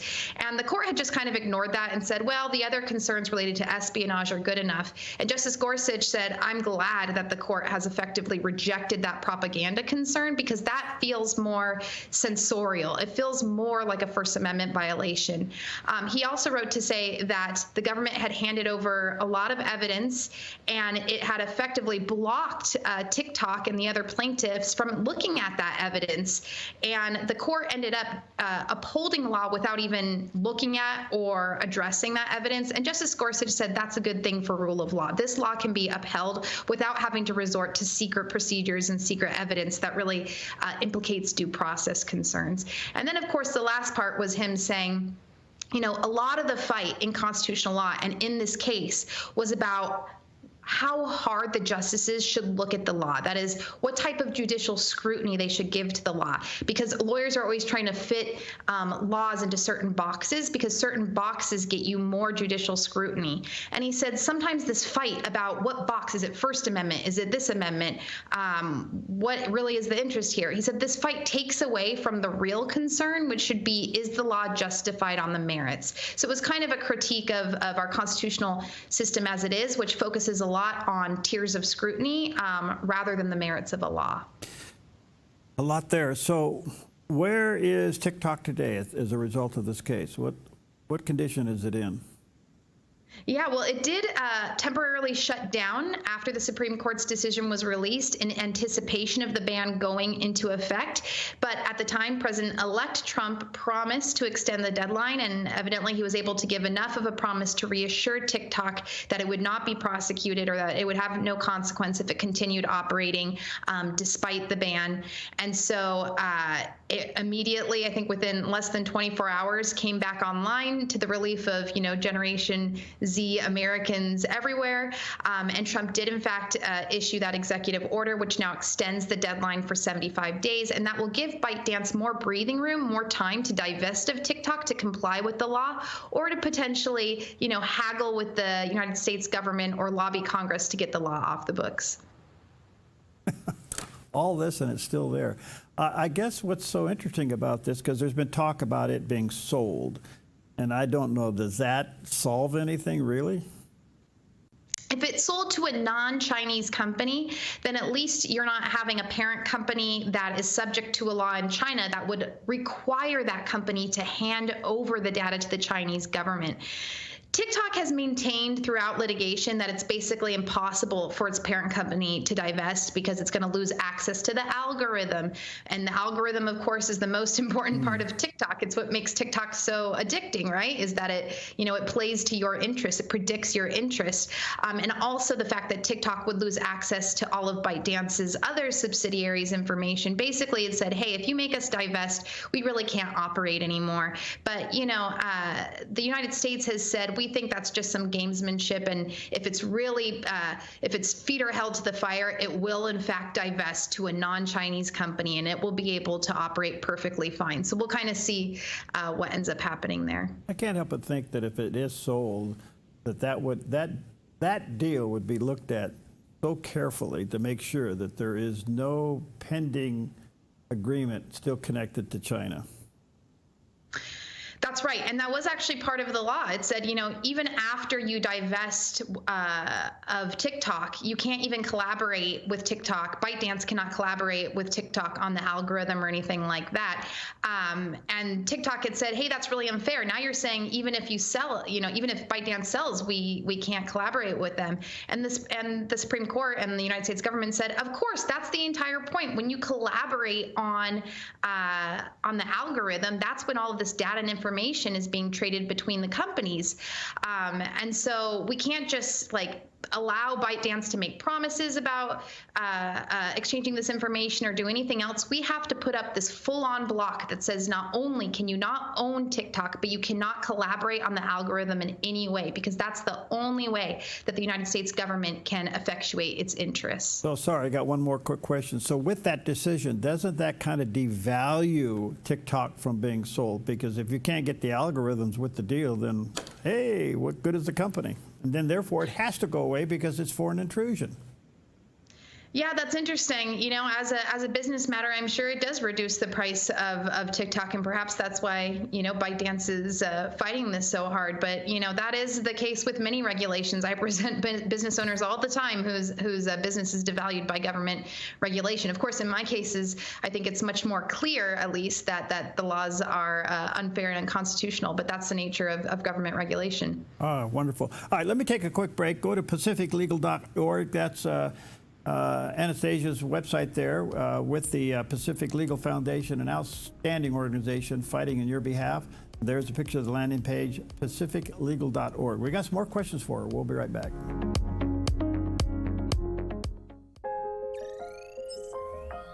The Lennox iComfort S30 thermostat can sense changes in your environment. It even knows when you come and go. So now your home's most important system is also the smartest. Metal Masters can give you the smartest home comfort system available. It knows when you're away and adjusts when allergens and humidity get uncomfortable. Trust Metal Masters to provide perfect air for your family. Lennox. Air is life. Make it perfect. Spring is around the corner and summer is on its way. With fire danger biting at its heels, flammable blackberries and underbrush will grow like gangbusters and sprout fire danger in no time. A wise property owner knows the best time to take care of fire danger is to extinguish it before it gets started. GMV Forestry, LLC can help you protect your property with adequate firebrush clearing to fireproof a zone around your precious property. With over 35 years experience, GMV Forestry LLC has the knowledge, experience, and all the equipment you need to get the job done right, offering a wide variety of services like mulching, field mowing, snow removal, driveway clearing, ditch cleaning, gravel delivery and spreading, driveway sweeping, logging, and more. GMV Forestry LLC does it all, and they do it right. GMV Forestry LLC, the team you can trust. 541-660-6445. 541-660-6445. Oh, soul, are you weary and troubled? No light in the darkness you see. There's a light for a look at the Savior, and life more abundant and free. Quit Factor is brought to you on the Dove TV by Black Flag Armory. Weekends on the Dove TV.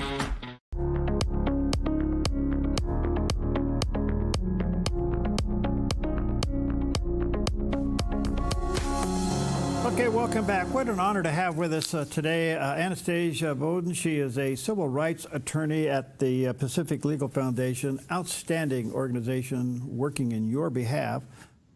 She focuses on economic opportunity and equality before the law. And we're talking to her about an array of things. By the way, you can go to pacificlegal.org and check out all the cases. Anastasia and her team watch what's going on at the Supreme Court, and they just do a great job. Thank you for your time. Again, thank you. We value it greatly. Do you expect President Trump's executive order that got challenged, I think, by 26 or 27 states to do away with the birthright citizenship will make its way to the Supreme Court? I think almost certainly this will go to the Supreme Court. It's already been challenged, as you said, by a number of states and by immigrants' rights groups. And a district court judge has enjoined the order, which means right now the order is not into effect. I expect that, Trump ran on this. It was a very big issue in the election. I expect he intends to appeal that all the way up to the Supreme Court. And given, the national implications and the fact that this concerns the 14th Amendment and the Citizenship Clause of the 14th Amendment, which the Supreme Court has not had many occasions to interpret, I think the Supreme Court will feel it's very important to take up this case and to decide whether his executive order is constitutional. What part of the 14th Amendment would be vulnerable to this executive order? So this executive order implicates the Citizenship Clause. That's the first clause of the 14th Amendment. And it was one of the primary intentions of the 14th Amendment, which of course was enacted after the Civil War. In the wake of the Civil War, the Congress at that time sought to ensure and protect the rights of recently freed slaves, as well as Black Americans generally. But the amendment is written in broad terms so that it protects everyone. It's not limited to people of any one race. But in any event, the background is that the Supreme Court had recently decided at that time the Dred Scott decision, which most of us know and have heard of at some time because we know what a terrible decision that was. And it ruled that Dred Scott was not a citizen merely because of his race. And because of that, he could not sue for his freedom. And so after the Civil War, the Reconstruction Congress included a citizenship clause, which said people born in the U.S. and subject to the jurisdiction thereof are entitled to citizenship. It's been widely interpreted as broadly granting birthright citizenship. But of course, it does not give birthright citizenship to everyone born in the U.S. Otherwise, it would have just said everyone born in the U.S. Instead, it says everyone born in the U.S. and subject to the jurisdiction thereof. And so the question is, what does that mean? Does it include non-citizens, people who are here illegally and perhaps temporarily? Are they entitled to citizenship? Are they subject to the jurisdiction of the U.S.? And that's a legal term of art, and we'll have to see if the Supreme Court thinks that it interprets illegal non-citizens or non-citizens who are here temporarily. A lot of countries have done away with it for the various reasons that we're talking about here. So the child would be a citizen, but not necessarily the parents. Is that where the abuse came in? So you're right that even if you have birthright citizenship here, that does not mean the parent has citizenship. I think what people were concerned about and where the impetus behind this executive order came in is that because birthright citizenship has been interpreted so broadly, people view it as incentivizing non-citizens to come here illegally and then to give birth, to give their children citizenship. And so because of that, there's this executive order saying, hey, we don't actually think they're entitled to citizenship because they are not subject to the jurisdiction thereof. Now, the Supreme Court has said in a previous Supreme Court decision that some non-citizens, at least, when they give birth, those children are entitled to citizenship. But in that case, the non-citizens were here permanently and they were here legally. And so proponents of this executive order say, hey, that case is distinguishable. It says nothing about people who are here illegally and non-permanently. And we'll have to see if the Supreme Court thinks that that's a distinction with a difference, or if it thinks that the citizenship clause is quite broad and applies to non-citizens even if they're here illegally and non-permanently. So I can't help but think the court's going to pick this up. Yes, absolutely. I think that's true. It's really interesting because, even within the first few days of Trump's presidency, there's been a flurry of executive orders, and I think many of them are going to make their way up to the Supreme Court. It's really interesting time for constitutional law, and especially given that the district court in this case already enjoined an executive order, which is a very big move to do, right? It's something that affects the entire country. I think that it's possible that this case could actually be fast-tracked to the Supreme Court. Back to our original question at the very beginning, the concerns over partisanship within the court. On something like this where it would interpret an amendment to the Constitution, do you think that'll be a factor?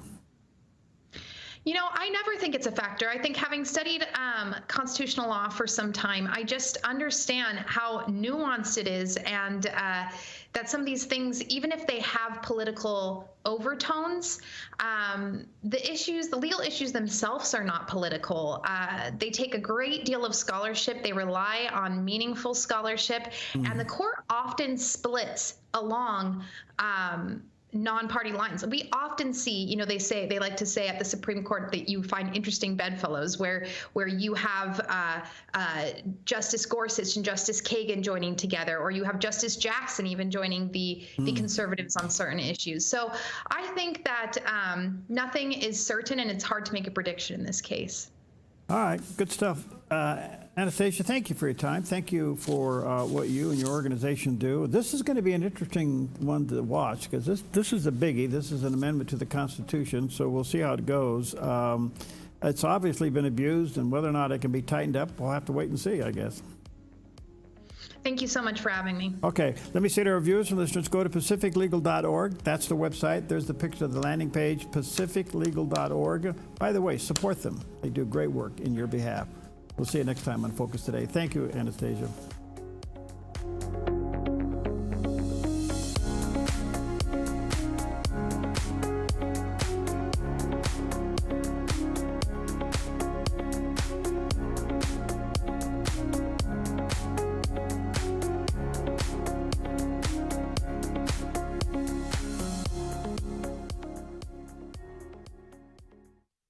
At Kelly's Automotive Service, being good stewards of what God has entrusted to us is at the core of our business. We believe what we do matters. Every interaction, every transaction is another opportunity to bring Christ's values into the marketplace. If you're a technician who wants to be